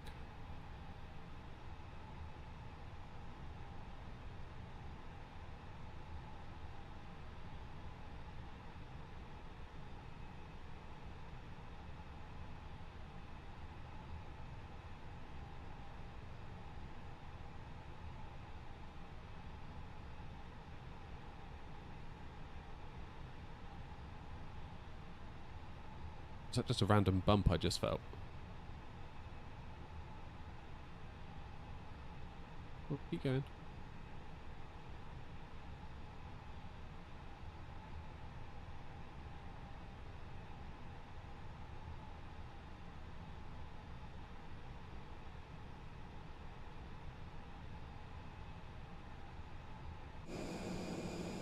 There we go. Oh, why has it stopped? Come on.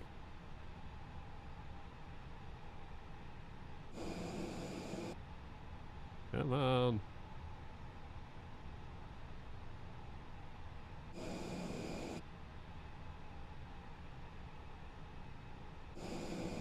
There it goes.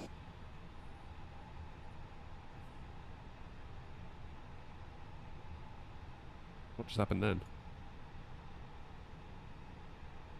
I think the pushback just crashed on me.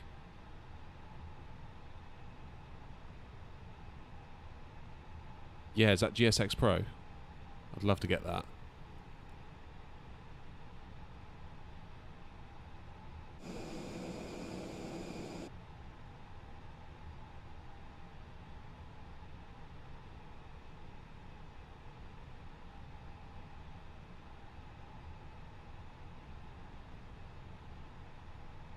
This is definitely better than what we had, but yeah, it's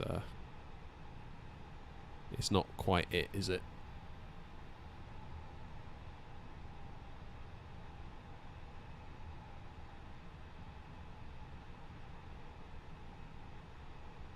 It's not quite it.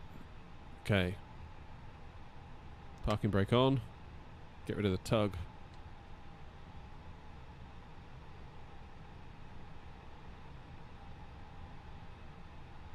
Okay, knows what that should disappear in a moment once the tug clears off. There it goes. Nice.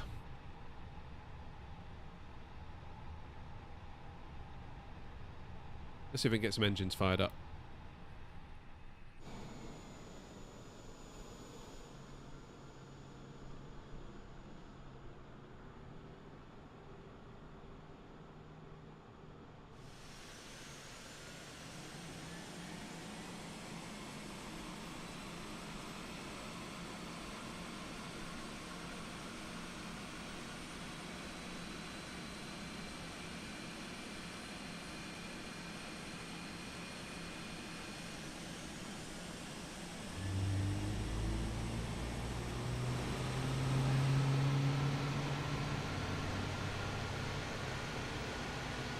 Oh, toolbar pushback.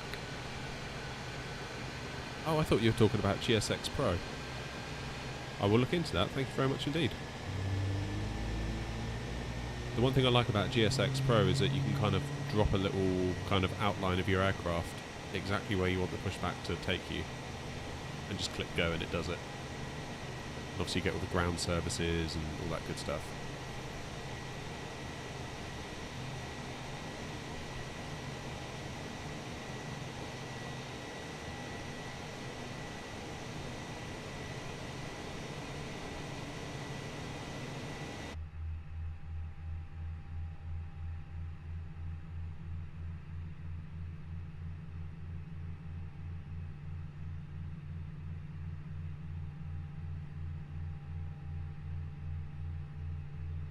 Yes, I seems a bit low. Why is that?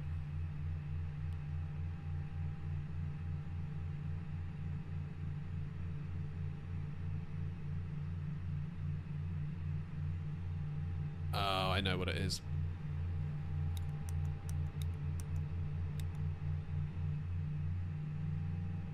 Needed to add fuel to the engines. Oh man, it throws you off doing it not from like cold and dark. It's like you're halfway there, but you don't know what you've done and not done. There we go.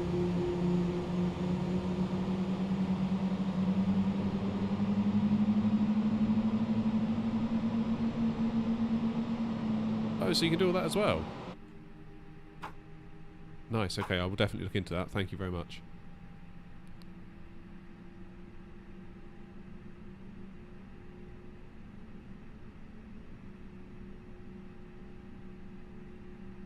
So we're going to take off to the west, aren't we? So we need to head back down the way we came, basically, when we landed.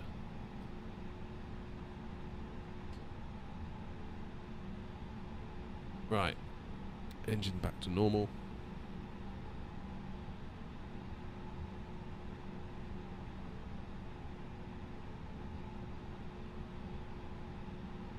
Okay, APU bleed off, master off.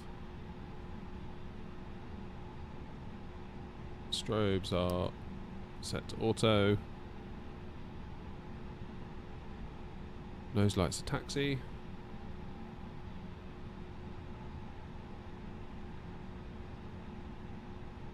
Do auto brake to max.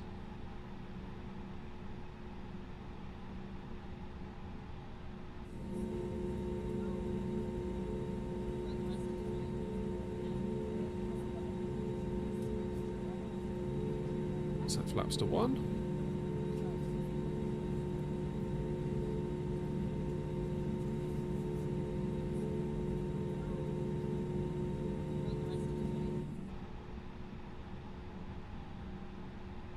Ground spoilers armed.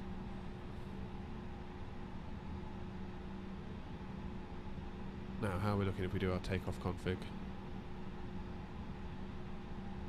What have I missed? Normal. Good.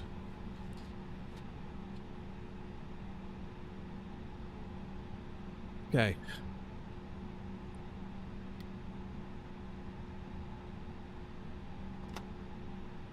Let's get on down to that runway.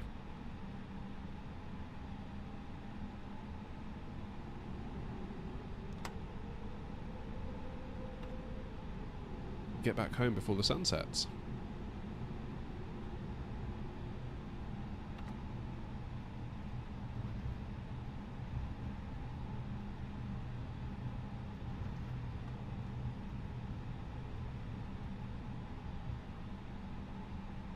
Hey, how's it going?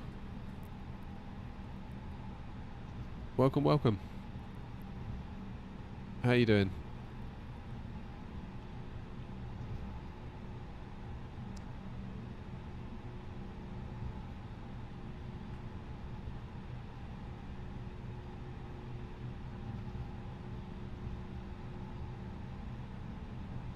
I need to remember the way we came now.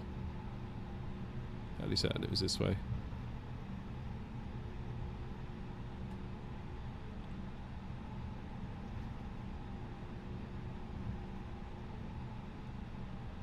Yeah, this is the way.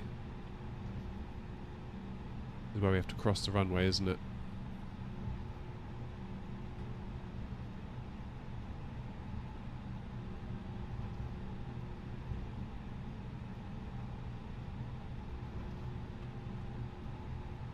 Isn't it?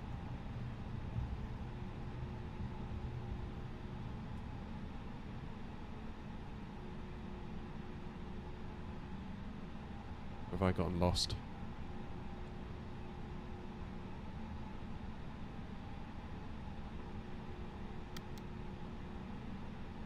Have I gotten lost?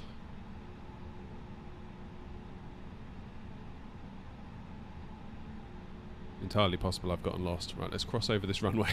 Let's see if I can find what's going on. Catching up on some editing work. Nice.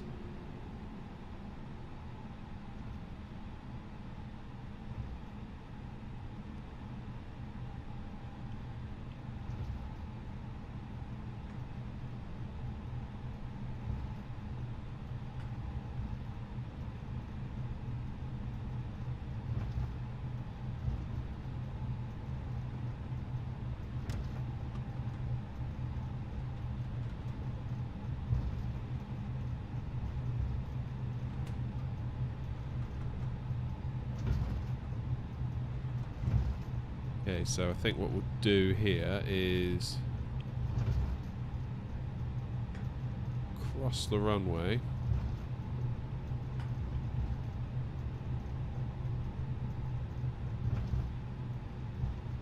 Go back this way. If you can't tell, I'm completely lost. Let's go this way.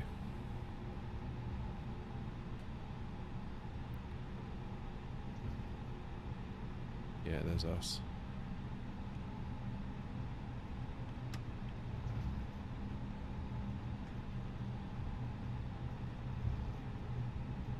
Yeah, I've made a right mess of this. Sorry. I had in my head we were going to the other end of the runway, but of course we are not.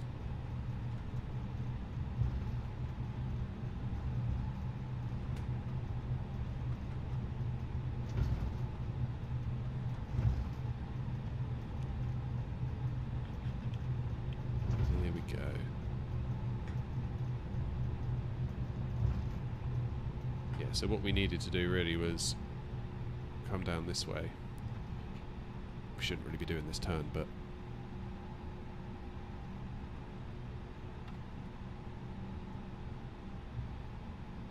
we can definitely make it.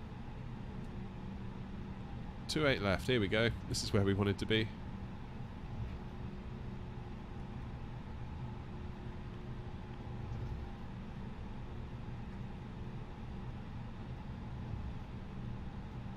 Get on out onto the runway and line up. So what are we now? 8:45 UK time. I think we should be on the ground in Stansted, all done and dusted by 10 o'clock latest.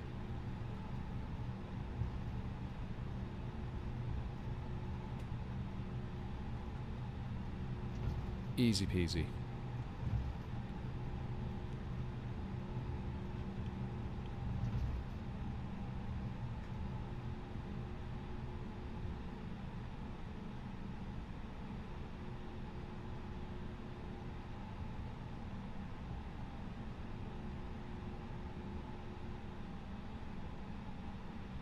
Okay, landing lights on.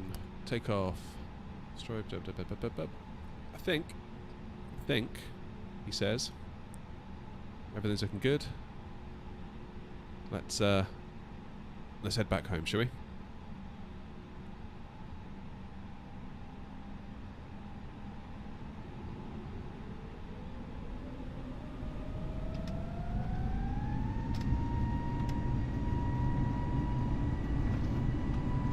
Okay, so no buzzers going off, which means I did something right at least. A little bit of left rudder required. And let's rotate. A little bit of stutter there from the sim. Gear up.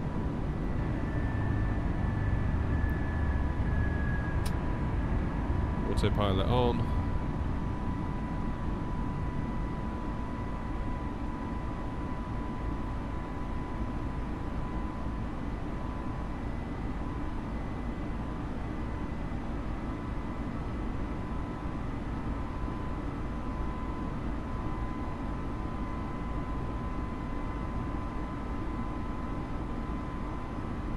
Get the throttle levers back to climb.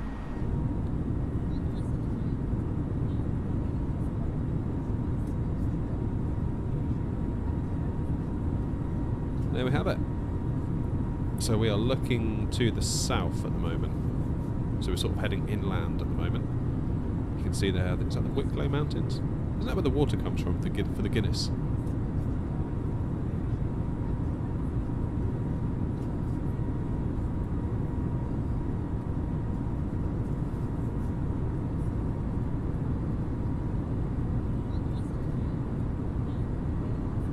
Should have a left turn coming up.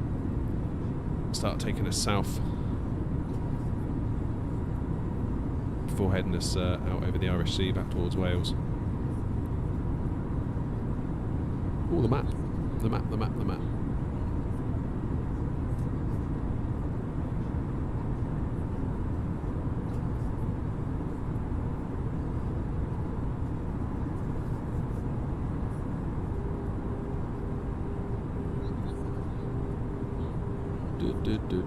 Let's go flight planning.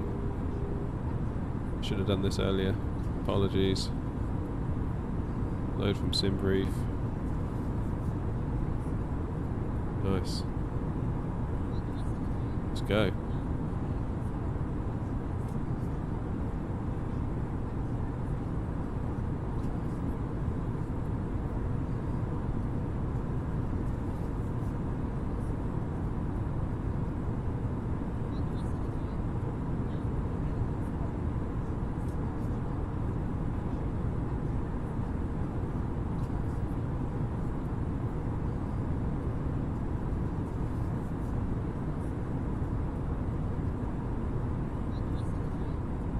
Hey, that's interesting. The pole is slowly working its way back to 50-50. It's massively in favour of the 747 as we headed to Dublin.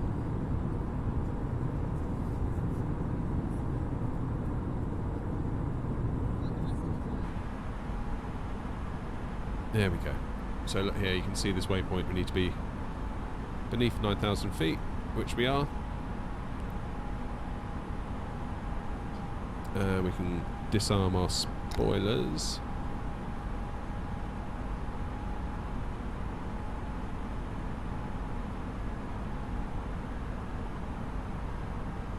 So once we get beyond this waypoint, we can go up to flight level 190 before going up to flight level 330.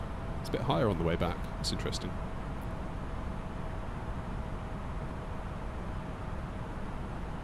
Hey, 10 likes. Thanks, guys. I really do appreciate it. Honestly, it helps the channel, it helps the stream. It's probably doesn't seem like much to you, but honestly, it means the world to the channel and to me. So thank you, thank you, thank you.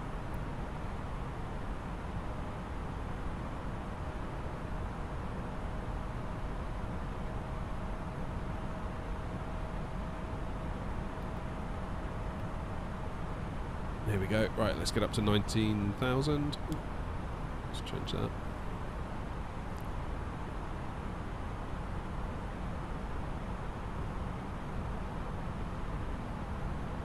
Happy days.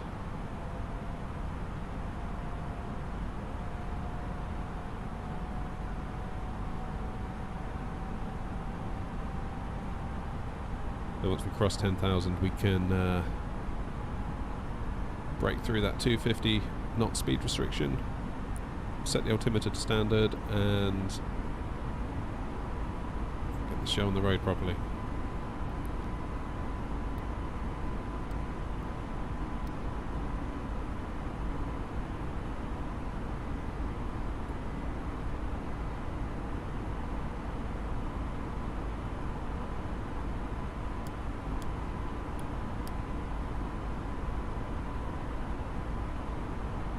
You're going to try this flight, but at 40,000 feet. Wow. I mean, I suppose you probably could. You just have to descend a bit earlier.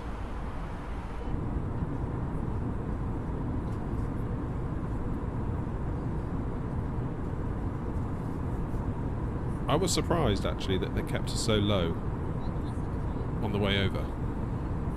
And then on the way back, we're now a lot higher.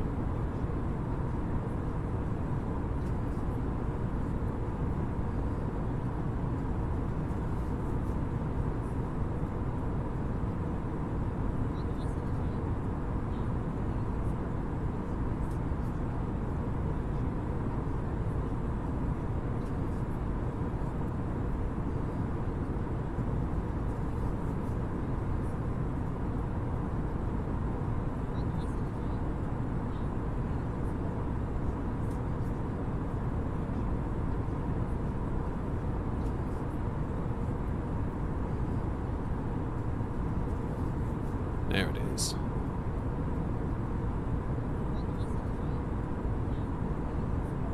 Sorry, just trying to sort out the stats at the top there. So 42 minutes it thinks to Stansted, which would be about right, I think.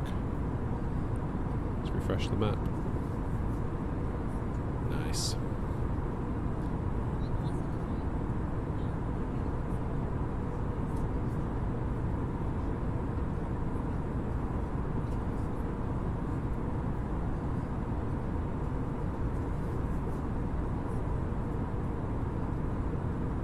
Let's have some music again now. We're hey baby! It's the wrong time of day, isn't it?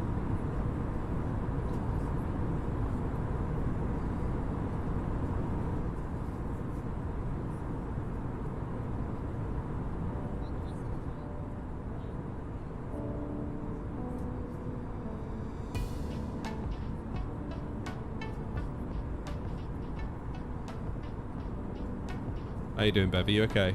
You were sleeping? Well, that's no excuse. Come on, man.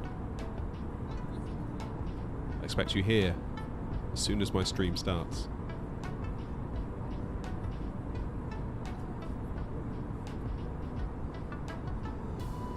Yeah, it's weird. Nick was saying earlier, like, yesterday's stream was good in the 737. I was like, yesterday? That was this morning.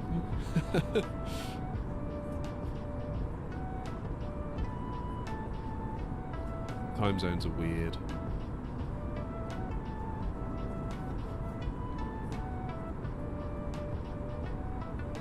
There's the Wicklow Mountains. Hey, Nick's still here.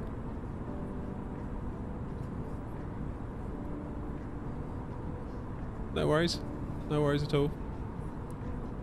Always nice to see you. Even if it's briefly. There's not much to see out there, is there?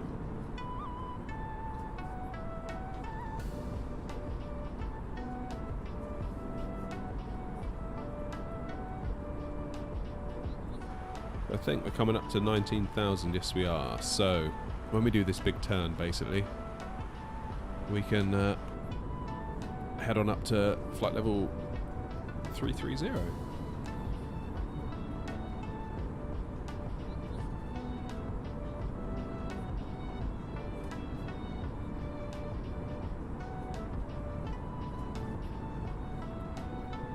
Hello, Nick. I'll say goodbye.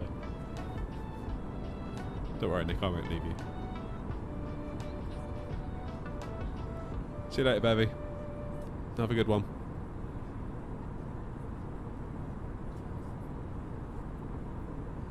Still never sure if I'm pronouncing that name correctly, but it's Bevy now, as far as I'm concerned.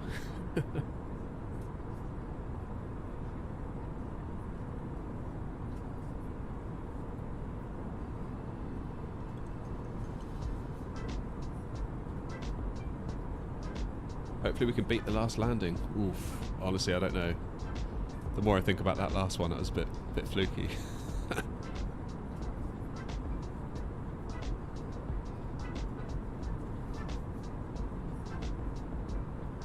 Right, give me 2 seconds. I am going to... actually, no, I'm not, because I've got a turn coming up and I need to adjust the flight computers. After that turn, I'm going to go and turn my air system on, because it's roasting in here.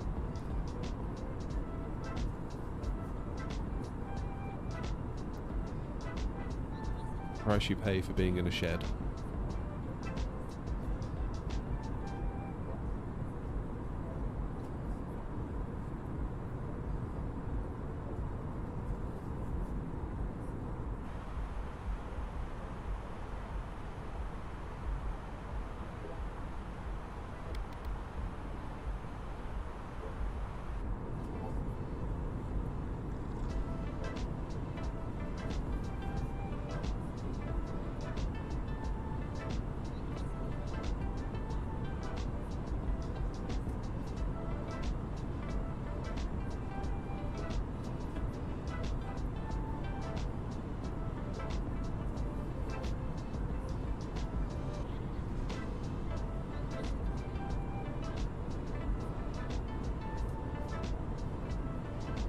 Go, there's the turn.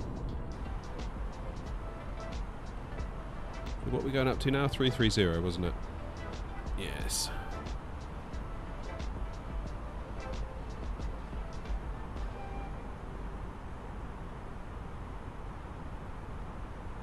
Right, and now I will go and turn my air system on. I'll be back in a second.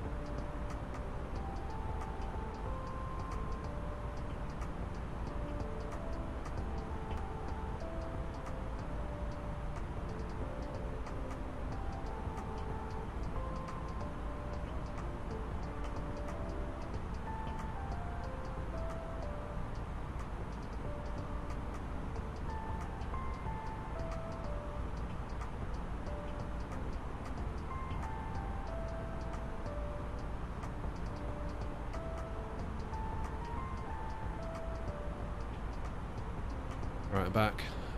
My air system is on. I'm starting to feel like a boiling frog in a pan of water, just slowly getting hotter and hotter and hotter.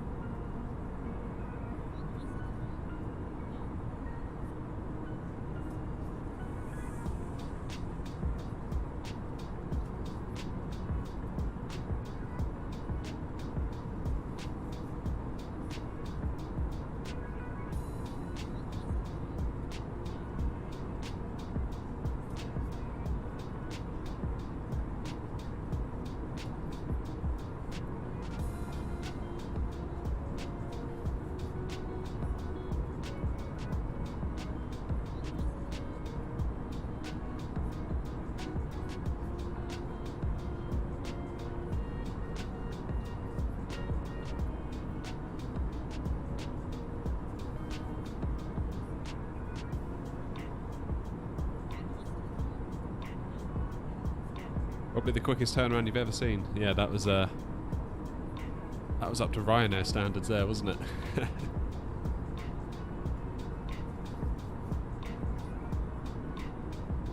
I actually did find that a bit weird because you kind of get used to... Well, I always get used to starting a flight from a completely cold and dark aircraft, almost like a clean aircraft, you know, like there's nothing happened to it before. So actually that was a bit strange, having to start with it having just landed. It's a completely different procedure. Hence I forgot to turn the fuel pumps on, because I was like not thinking straight through some of that.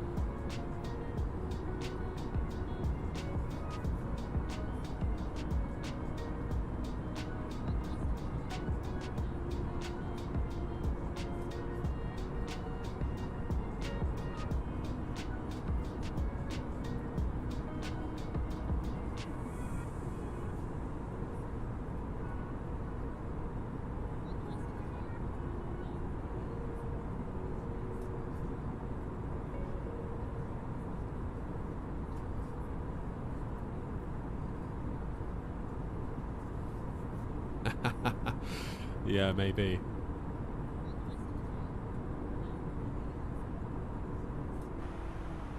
There's Wales.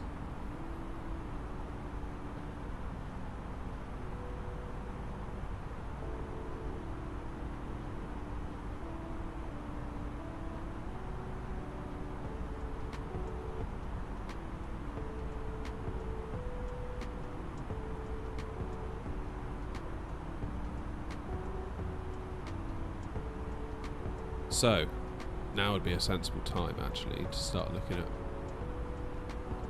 where we need to be and at what altitude. 7,000 feet by Laurel. Hey Tom, welcome back. Am I going to fly helicopters on the stream? That's a good question. I don't know really. I don't really know what I could necessarily do with a helicopter that would be interesting for like an hour. Besides like hovering about and... Yeah, I don't know. That's a good question. Are there like any missions that you can do? That might be something cool. I think they should have a career mode in this game. I really do.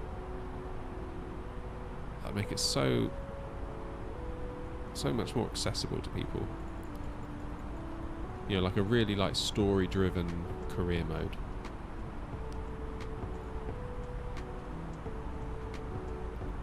Is it me or does that seem a bit wrong? That 7,000 feet, 4 miles to 3,000. I bet it is above 3,000. Okay, fine.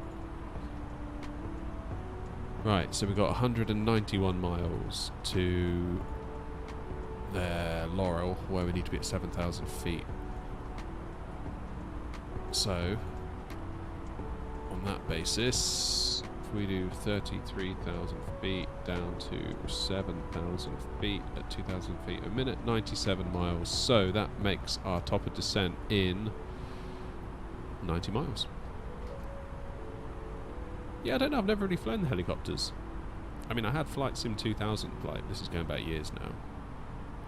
This was back when Microsoft had their Sidewinder joysticks. And I remember flying a helicopter on that, and it just went into a massive, massive spin.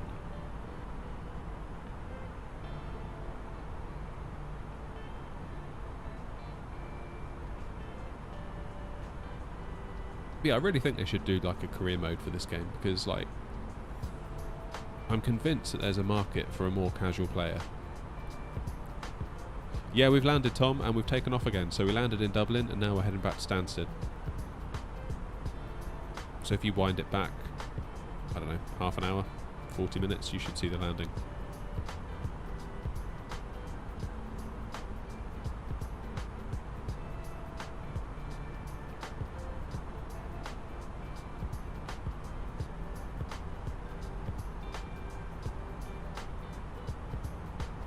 Yeah, career mode in this game would be very cool.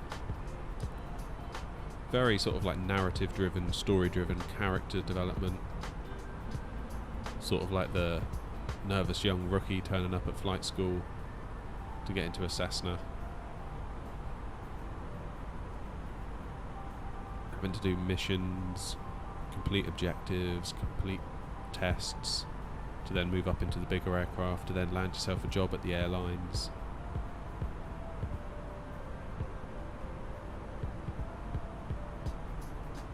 And And obviously you could determine which direction you want your career to go. Do you want to be like a private jet pilot? Do you want to be just a private pilot for yourself?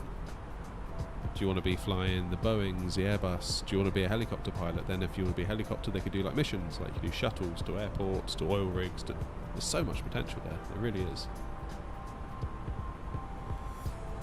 I think maybe some people get scared off by this game. And I think the landing challenges are a good first step in that direction.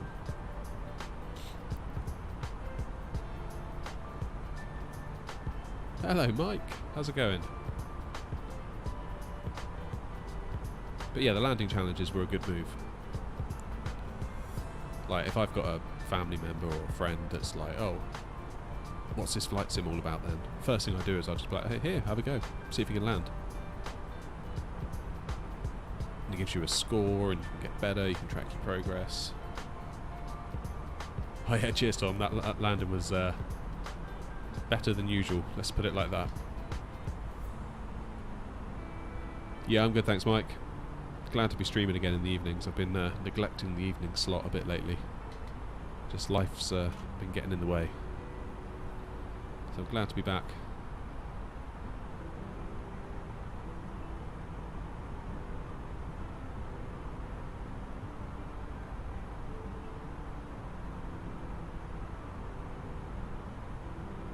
So we're really not far, we're going to have to start our descent. 10 out of 10, blimey, cheers Tom.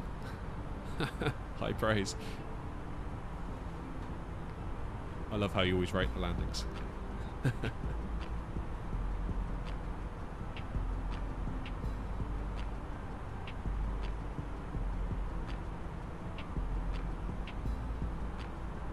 If you haven't already, guys, can you do me a favour and hit the like button? It would really help the channel and the stream and all of that stuff.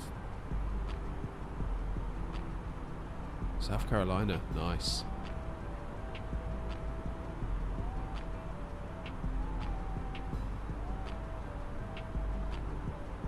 Never been to the Carolinas.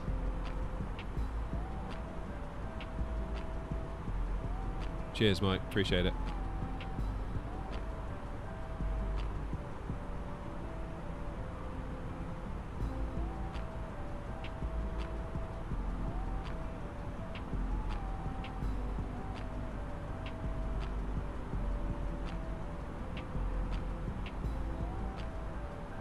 Don't you get a lot of snakes in South Carolina? I'm sure I've heard someone from South Carolina talking about that before. Forget who.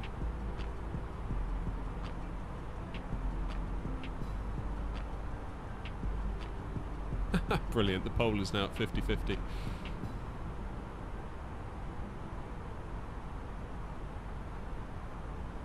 Seems like all my polls end up at 50-50. They're like the most indecisive polls.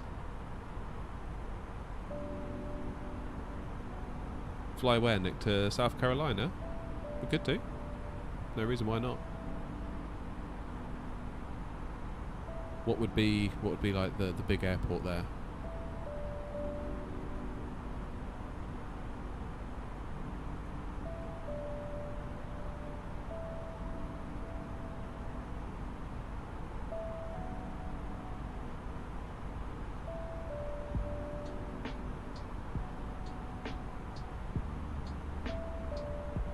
Charlotte, of course. Is Charlotte South Carolina? I thought that was... I'm not saying you're wrong, I'm certain you're right and I'm wrong, but I always thought that was Virginia for some reason.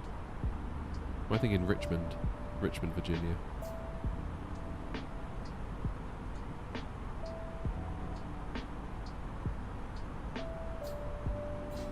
KCLT. Then it's settled. We'll fly to North Carolina. Right, how are we doing distance-wise? 145 to Laurel. We need 97 to descend to be at 7,000 feet for it, so we're like, what, 50 miles? A little under 50 miles.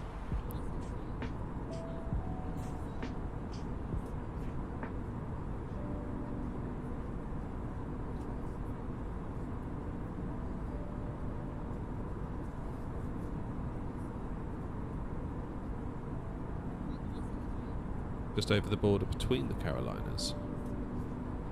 Got me intrigued now. Google Maps to the rescue.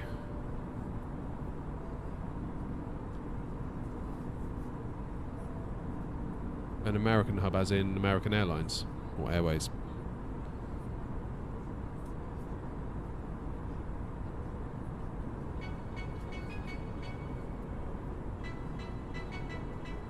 Oh yeah, it is right on the border, isn't it?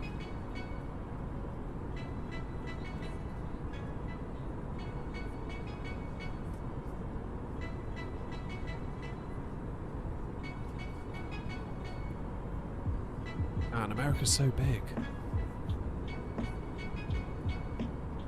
Just like looking at it on Google Maps, it's like it's just so flipping big. Like everything, like the run, like this airport is bigger. Everything's bigger.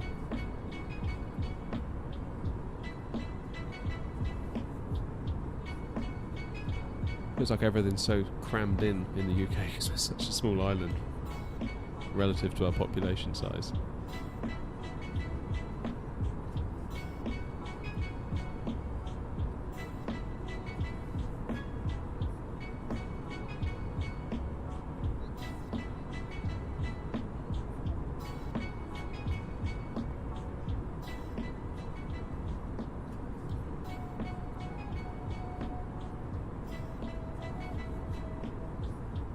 I do like America. I'd like to get back there again soon.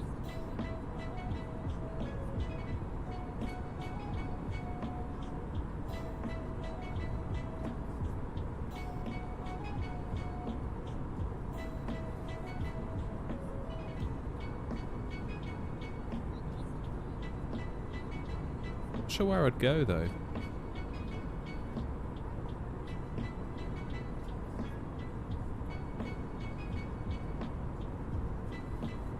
Yeah, usually do like A320, 747.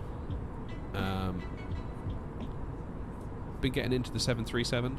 There's like a lot of weird Boeingisms that I'm getting used to, having spent so much time in like the A320. I would like to maybe start getting into some of like the private jets. Hey, Foot, how's it going? Long time. You good?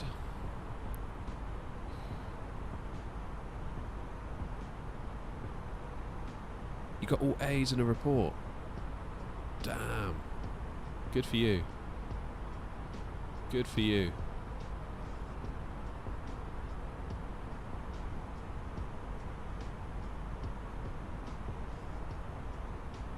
Yeah, well done. That's awesome. Show him how it's done. That's how we do it. No messing about.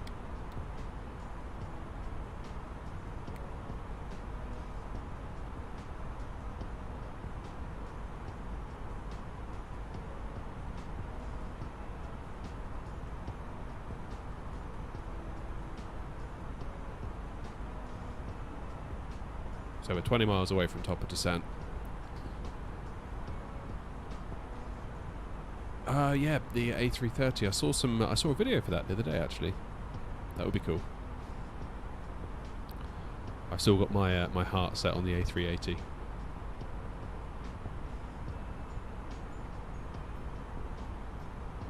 I think PMDG's next plane is going to be the 777. I think I'm right in saying.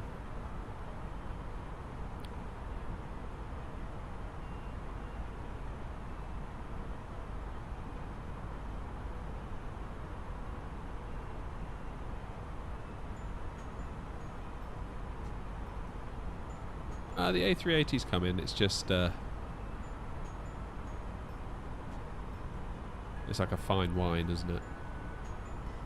Got to take its time. Having a 777 from PMDG would be cool. I just need to get used to the 737 first. Like this morning, I was flying it around, and thank goodness we had a 737 expert in the chat because I was not having a good time in it.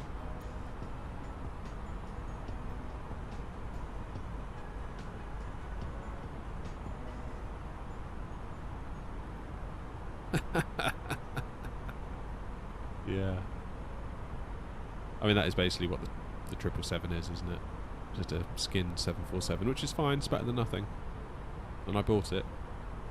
But, yeah, I'd love to have a PMDG'd version, for sure.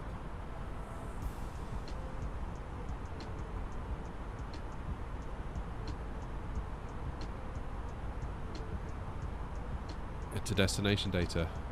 We must be getting close.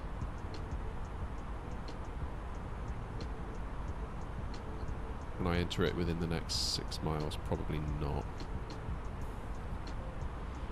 What I'll do is I'll set us to 7,000 feet, 2,000 feet per minute.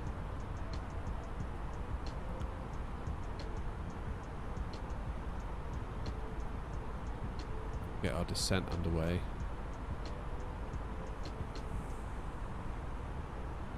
Since I built my PC, I've only tried the A320NX. Have I tried the Phoenix by chance? No, I haven't.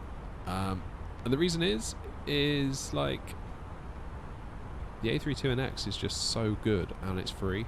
I can't justify dropping a load of money on something that's similar but a bit better, but mostly similar. You know? I mean, I'm not undermining what Phoenix have done. I'm in awe of what they've done, but I just can't bring myself to pay for it, given that the A320NX is here and it's free. I mean, keep in mind, I'm a massively stingy human being, so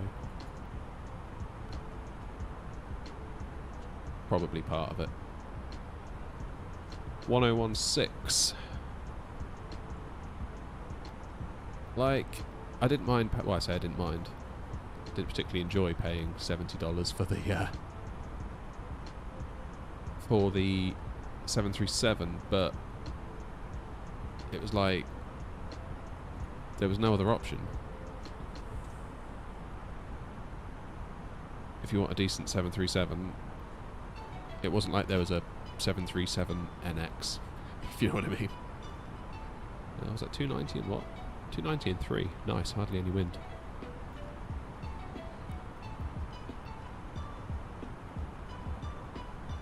Yeah, I very much look forward to their 777. That ought to be cool.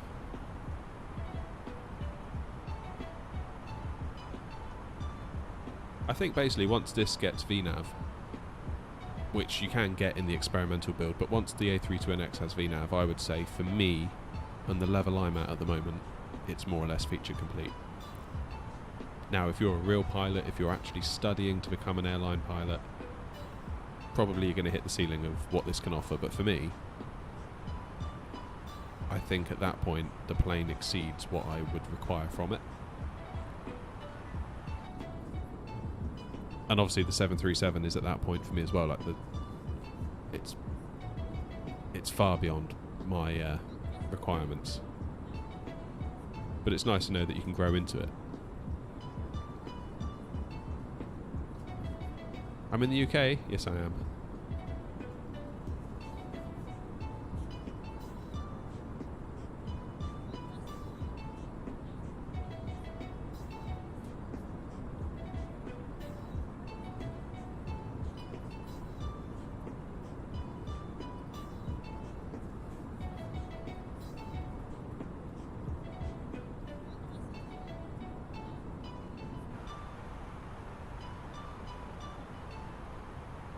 So what's the plan? We've got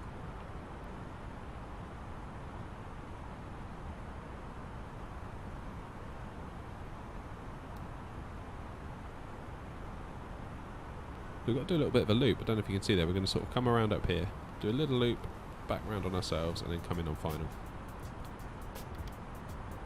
I mean, I guess that's the sort of thing that could be added, like as an add-on to the add-on. Wear and tear textures.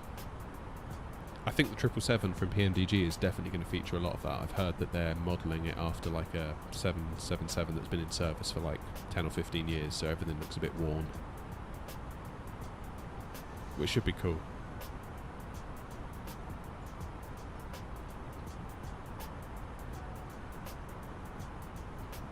I'll be curious to see how their I guess PMDG will eventually get round to doing a 747. Curious to see how that stacks up versus the stock one, plus like the salty sim mods maybe. never really fly the 747 that much, so it's hard for me to really have much of an opinion on it.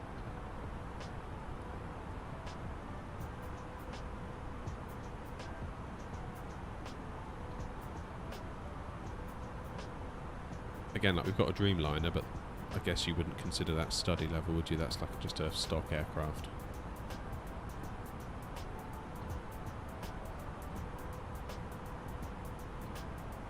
Yeah, I always struggle in the 747.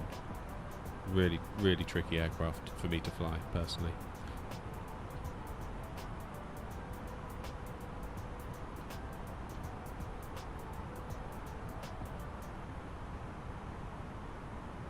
But yeah, an A350 or A34. I think an A350 would be a good move. Because the A330, we've got like the headwind version, which is based off of this, which is very cool. But like you say, if you had like a standard one,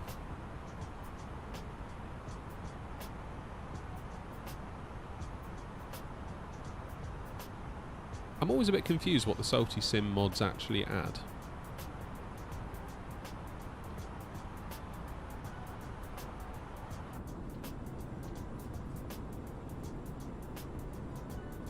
Not really dived into that too much.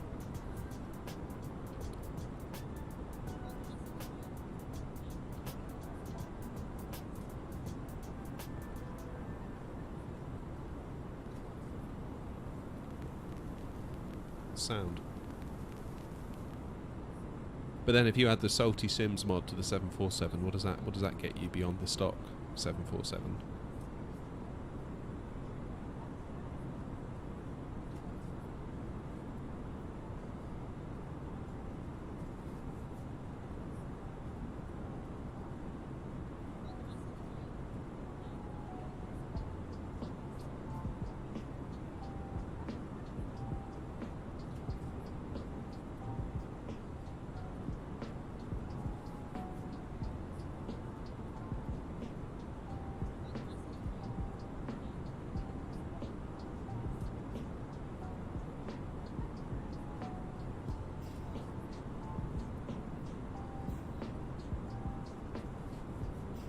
Green, you can't complain. Yeah, I know that feeling.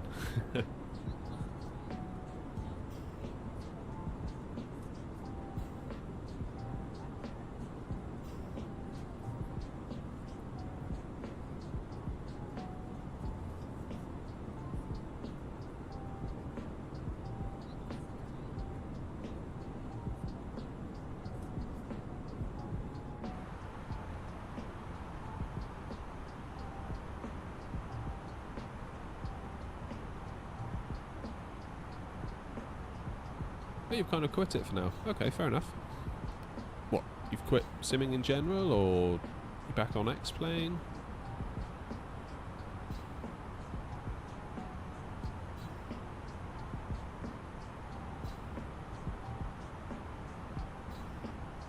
Yeah, I can understand that. But I think if I wasn't here doing this with all of you, I mean, I wouldn't just do like long haul flights on my own for no reason. I did a lot of the landing challenges and shorter sort of flights. But yeah, the streaming adds a whole new element to it for me. I think without that I'd start to get a bit, it would seem a bit like, what is the point? I guess if you're trying to learn a new aircraft, there's a purpose there. But if you're just going to be like cruising for like 8 hours, it's kind of like, maybe I could be doing something else.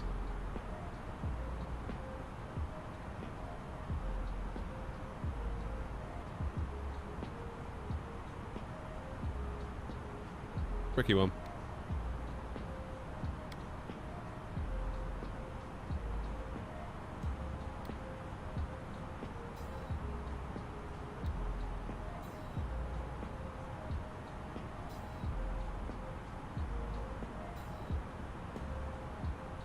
Should probably start learning the A310. I think that could be, because I mean that is apparently study level, so it makes sense to dive into that.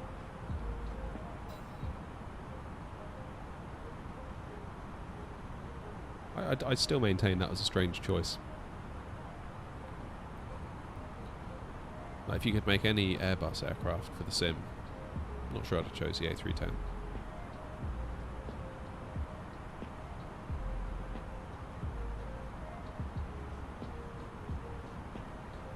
Right, let's see if we can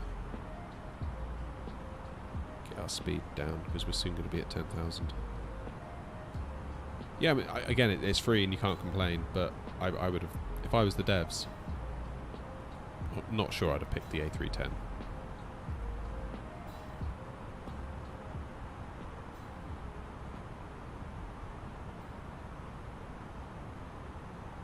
A350 maybe?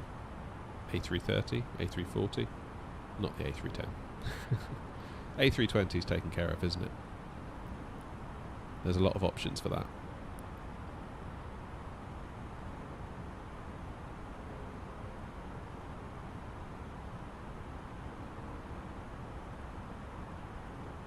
A390. Yeah, I mean the A380's coming.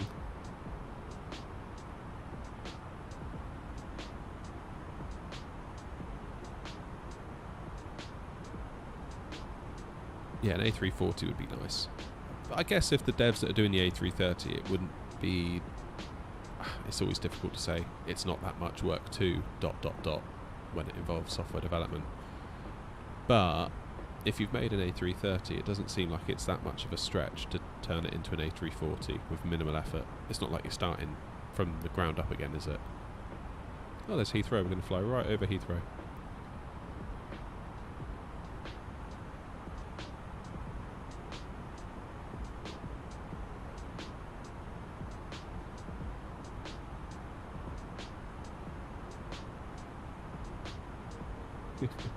Yeah, wasn't it the order in which they were released?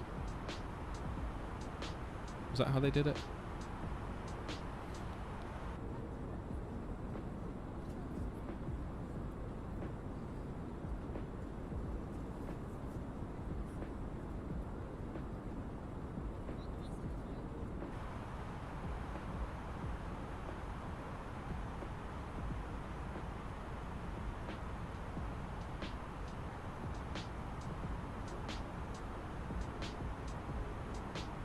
Hey, let's get some lights on.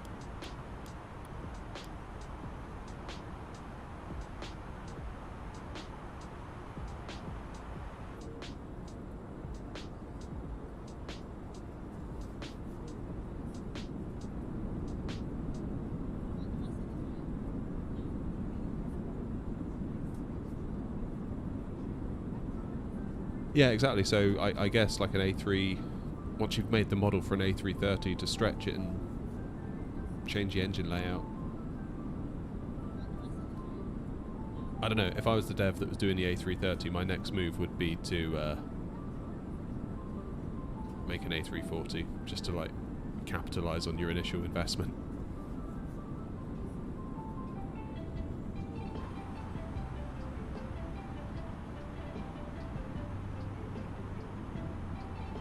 Okie dokie, what is the pressure on the ground? 1016.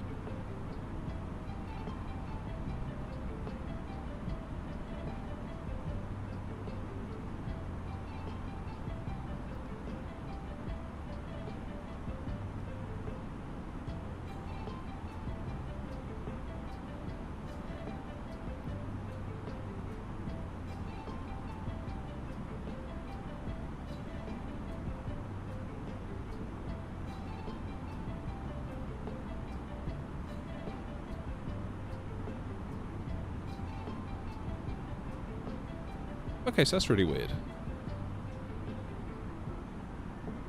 Oh, my frames are dropping like crazy. 33 to 7,000. It told us we needed 100 miles and we did it in like 50.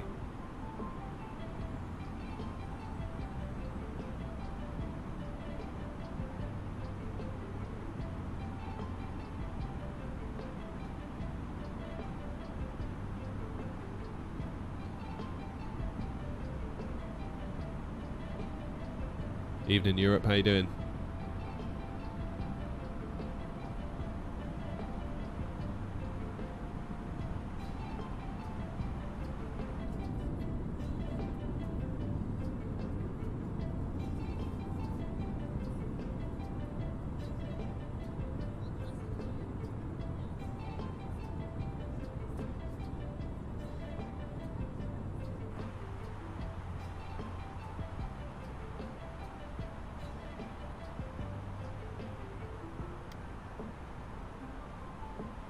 So we're about 30 miles out. We're at 250 knots.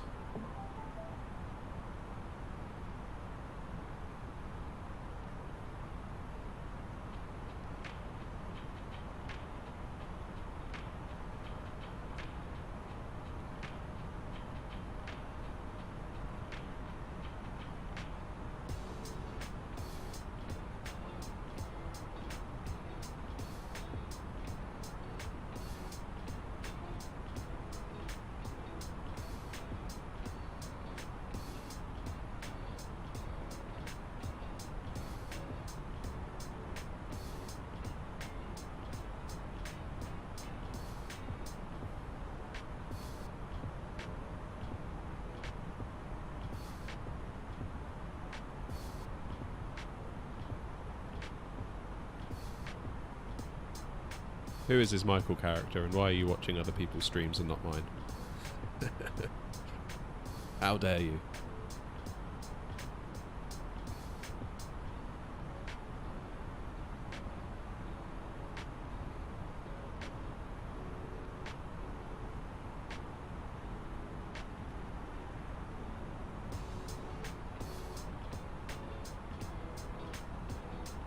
Oh, he's having a hard time. That sucks. I hope he's alright.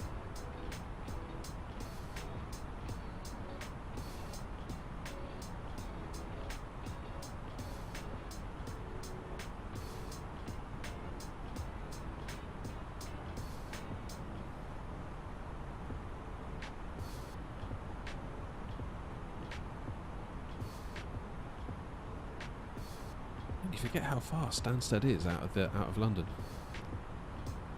I mean, it is technically a London airport, but you wouldn't know it.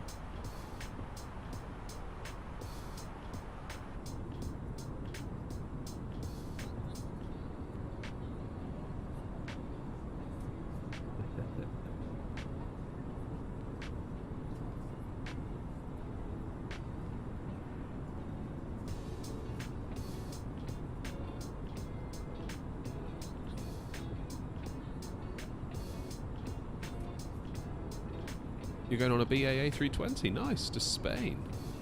Awesome.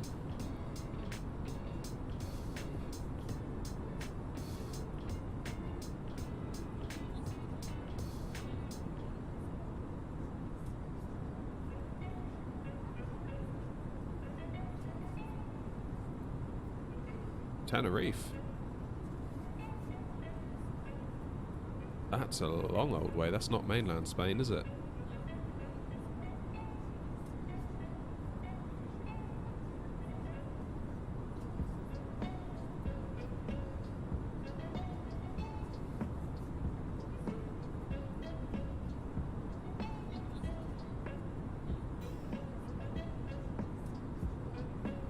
Yeah, Tenerife is quite a long flight. We considered it a while ago, but with the kids were much younger, and it's like, I'm not sure I can handle 4 hours on a plane with kids that young. Oh, we're up to 10 likes. Nice.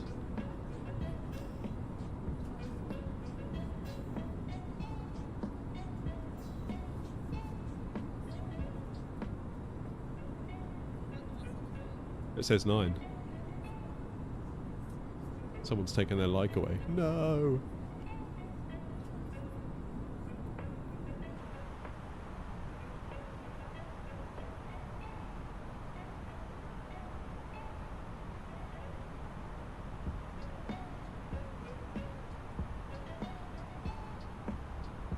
Damn, you must be old, I mean young.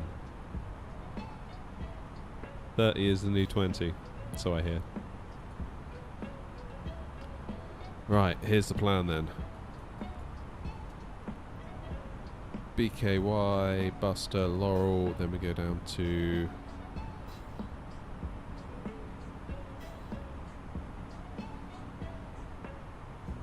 I do have kids, they're just in bed.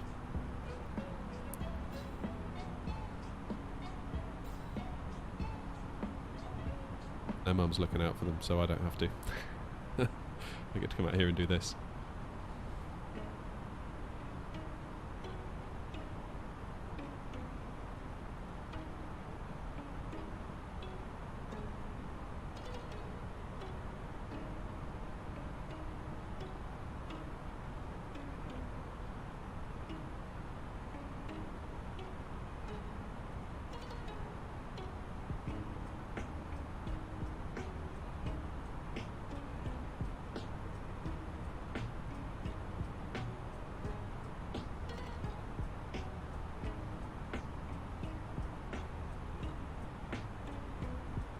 Right. So, still slightly confused as to why the descent really went that quick. That was a bit weird, but okay. That calculation must have been off somehow.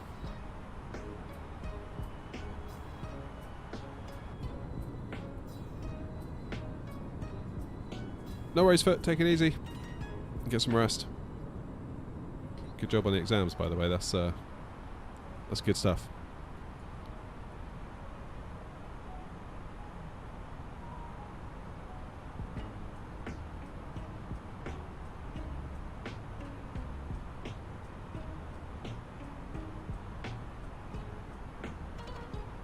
I'm going to watch the landing first. Right. 220, let's go. Oh no, wait, I don't need to do that yet, do I?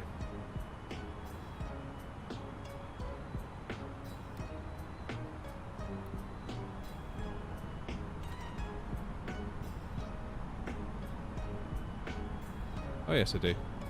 Yes, I do. Ignore me, everybody. I am being stupid.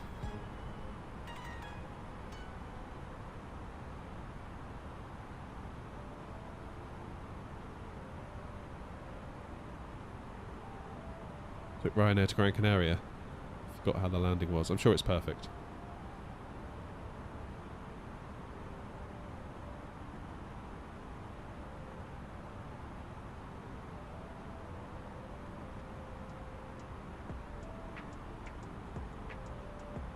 Use your gear? Nah. Massively overrated.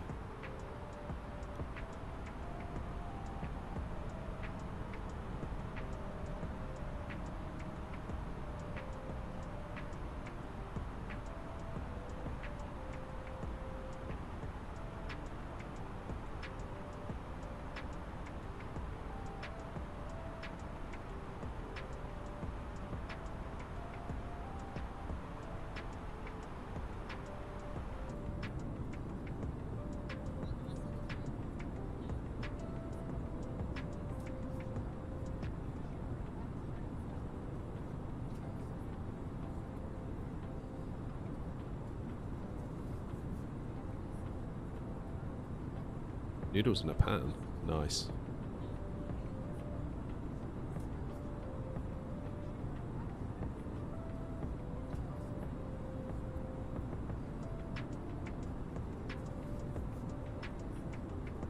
I must admit, I had a pot noodle like not long ago for like the first time in years, and it was so good. Then I looked at like the nutrition information on the side, and I was like, oh, okay, that's why I stopped eating them.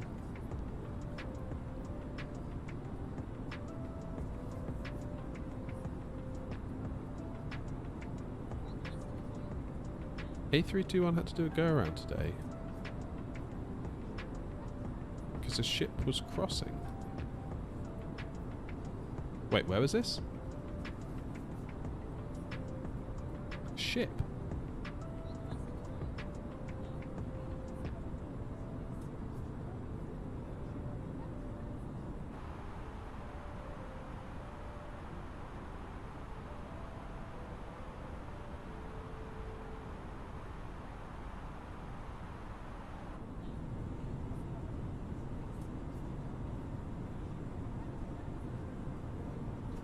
Right, I'm going to get rid of the map, because we're basically at Stansted.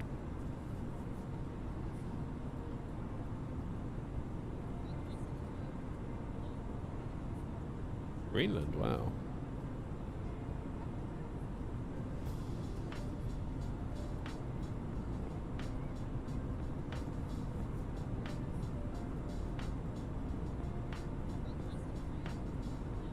Right, let's see if we can do another decent landing like we did in Dublin. I'm not entirely convinced I can do 2 on the trot, but...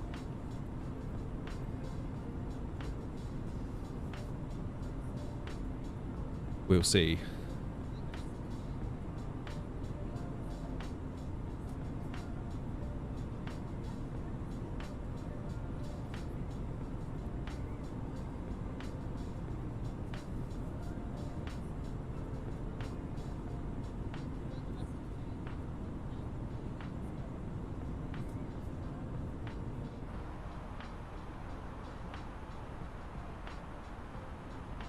That sun's starting to go down, isn't it? It's only 3 in the afternoon as well. In the game, of course.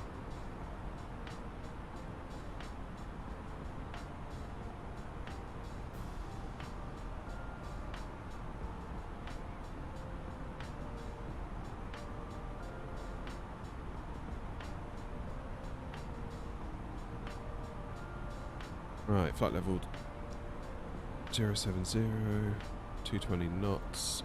You know the videos you make when you record a flight? Yes.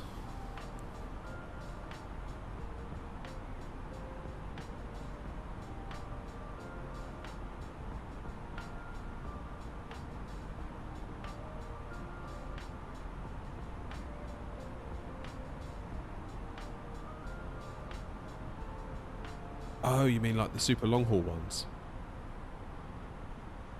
No, I don't. I do the flight looking at the cockpit to start with, get us up to like 10,000, enable all the autopilot stuff so it can take us all the way there, and then I look out the window and record it in real time out the window. Then I will switch back to the cockpit to do the landing. But I'm also recording the flight data, so then I'll go back and replay that flight data from the approach and the climb, looking out the windows.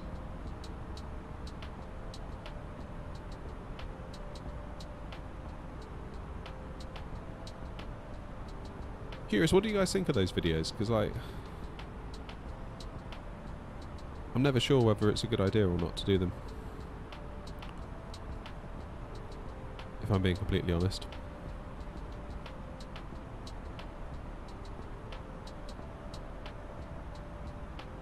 You like so you don't mind that there's like no interaction, it's just literally like 8 hours of looking out a window.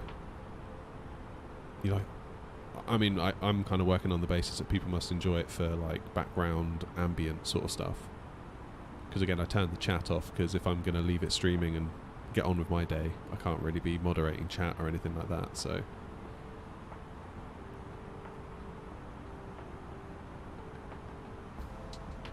It's a tricky one.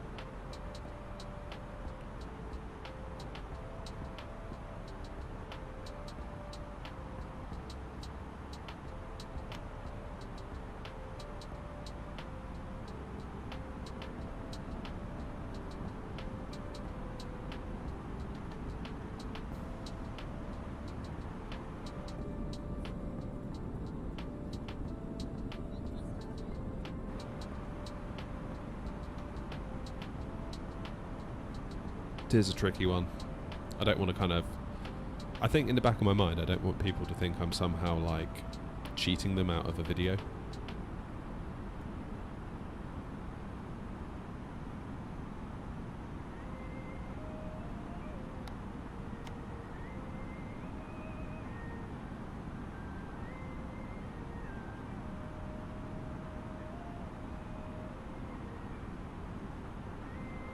Right, where are we? What are we doing? We'll do auto brake, medium. Got our lights all set. Let's pop the landing system on.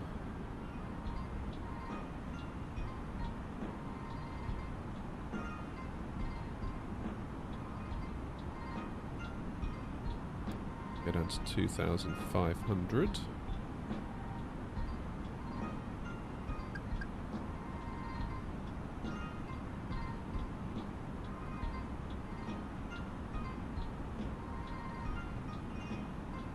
$2,500. Gear down.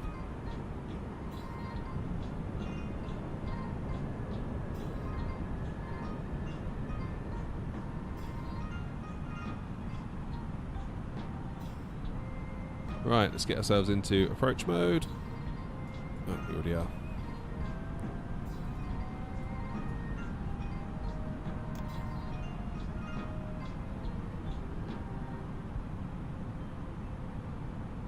Coming up on our decel point.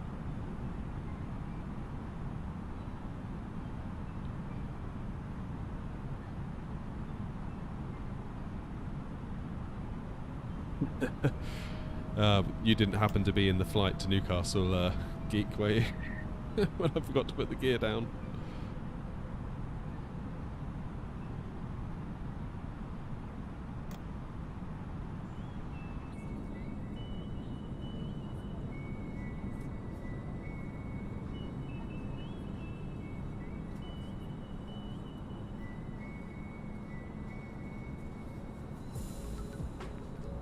Right, feet on rudder pedals because it's almost time to go.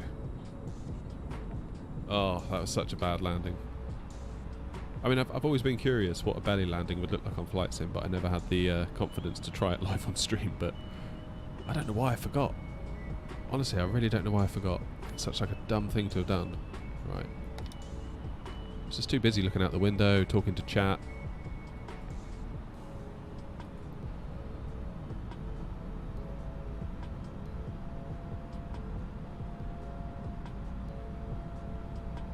Right, where's Stansted? It's got to be around here.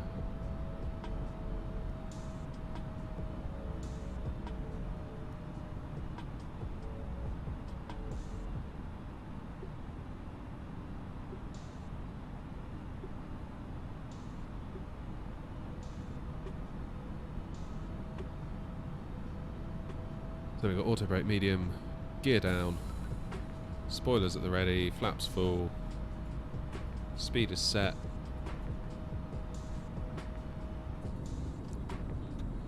And we're going to have the sun in our eyes.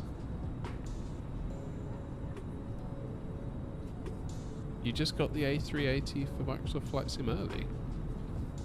Oh, as in like the one that isn't the fly-by-wire one? Because there is one, isn't there, that's like borderline, just like a skin.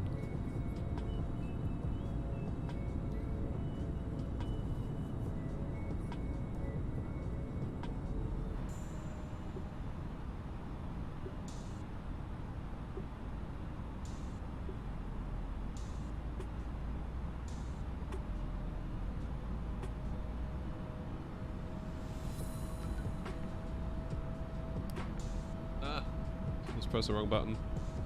Did not mean to do that.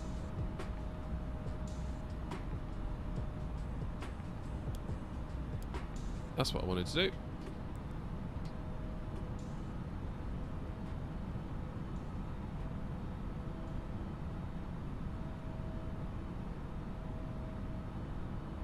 Here we go.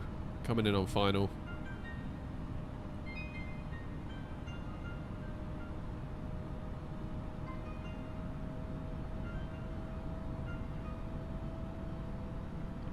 Get approach mode on.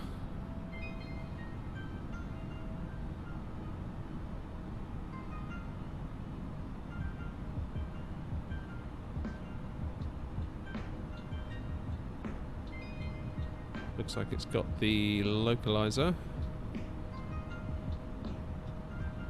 Okay, got a visual on the runway now. So how long we've been live? 3 hours and 2 minutes. That's not bad, Dublin and back.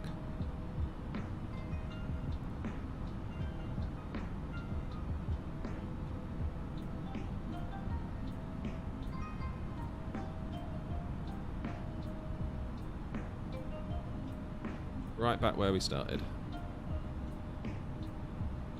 Damn, we've got a crosswind on this one. Look at that. Look at the crab we got going on. Here comes the glide slope. Looks like we're set up and stable, which is good.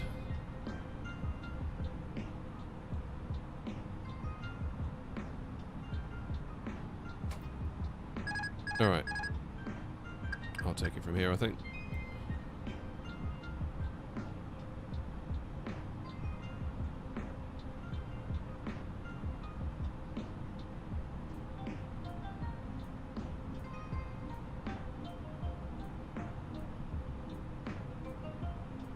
Butter luck. Appreciate it.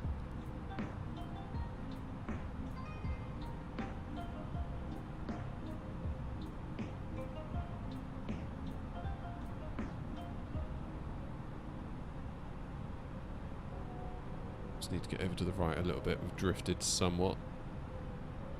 Perhaps that wind's gotten a bit stronger underneath us.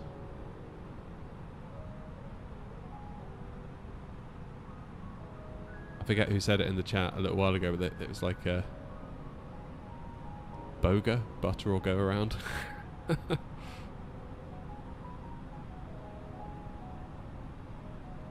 Just curious if this wind is going to die down the nearer we get to the ground. 1,000.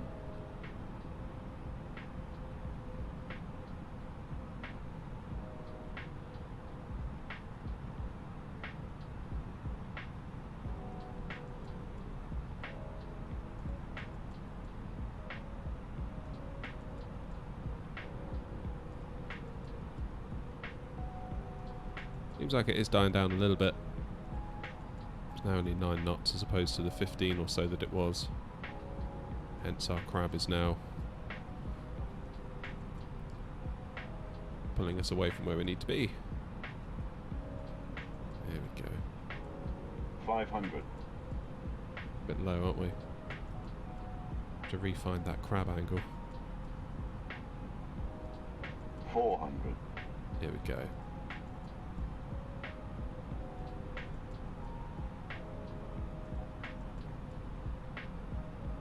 $300.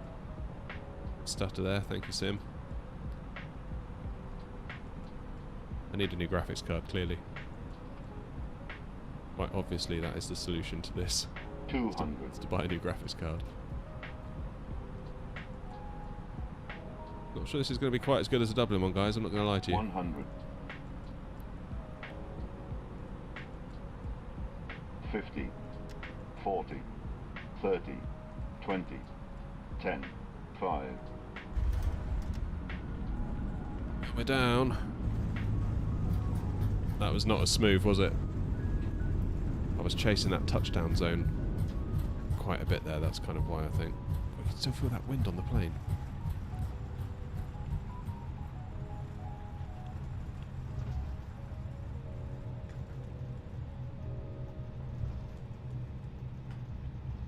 You'd call that butter, would you, Fit? I'll take it. Yeah, that to me that was a good landing, but not quite as good as the Dublin one. Not quite as good. Right.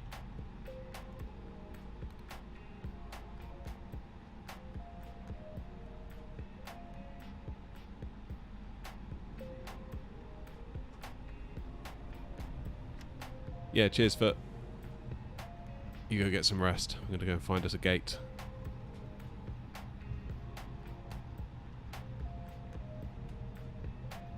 There, looks good. Yeah, I mean, that Dublin one, I've got to be honest, I haven't done a landing that good in a long time. That's going to be... That's a Hall of Fame one, that is. I mean, relative to some of my others, this one's good, but having come off the back of the Dublin one, that was not quite as good. Still good, not bad, but not quite as good. Good luck, Nick. Are you watching like a few minutes behind? That's a cool shadow that the plane's casting there, isn't it? Take it easy, Foot. Nice to see you again in the chat.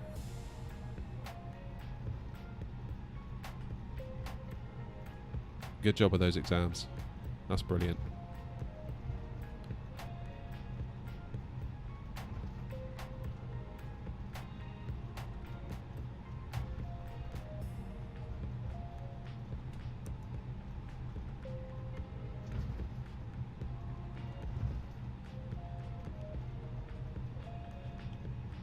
I do like Stansted as an airport. I've only flown from it once. But it's a very cool airport. It's just like not too big, not too small, just everything was just right about it, you know, from a passenger's point of view. Albeit, like, we got delayed by 8 hours, but that's the airline's fault.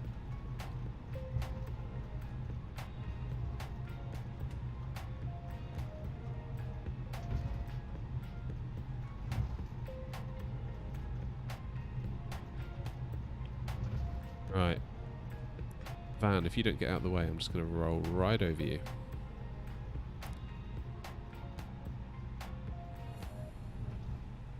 Those little bot cars really annoy me. They just get in the way.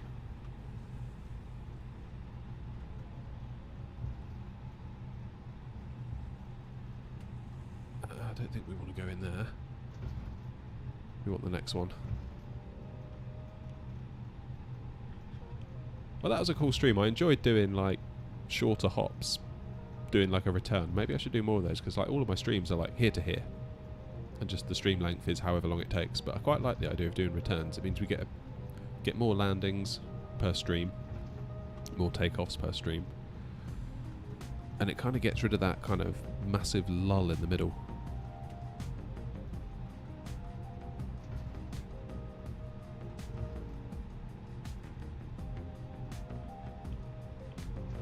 Yeah, it's quite a challenging approach actually coming into this Stansted one. There's a lot of wind, much more so than what we had in Dublin.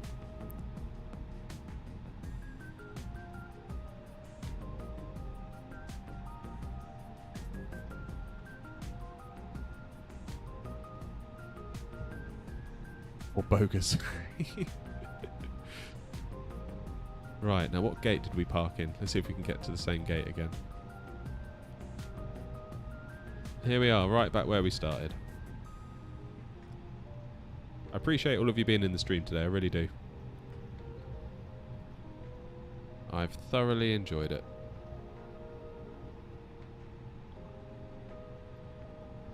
And I hope you have too. I hate to say though, it's probably going to be the last one this week. It'll just be standard videos and shorts until probably Monday. Just because family commitments and stuff like that. Cheers, Nick. Nice to see you.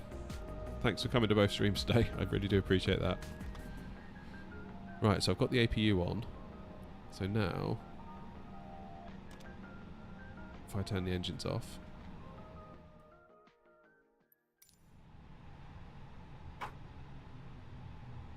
hopefully the plane stays alive. Yes, it does. Nice. Right. I'm going to leave it there. It's time for me to go to bed. I'm getting tired. Such an old man. 10 o'clock. I'm like, oh, I need to go to bed. But nevertheless, that is the case. So, yeah, like I say, next stream will be... Yeah, I'm 34 and I feel very much the same. It's like as soon as you get to 30, it's like, oh no, it's past 9:30. But yeah, that's going to be the last stream this week, unfortunately. Next one should be Monday, but I will try and do some videos. I'll make some like edited videos of what we've been doing on the streams today, and we'll put those out between now and then. But I will say goodnight, and thank you very much for coming. I really do appreciate it, and I will see you on Monday, all being well. You will take care of yourselves.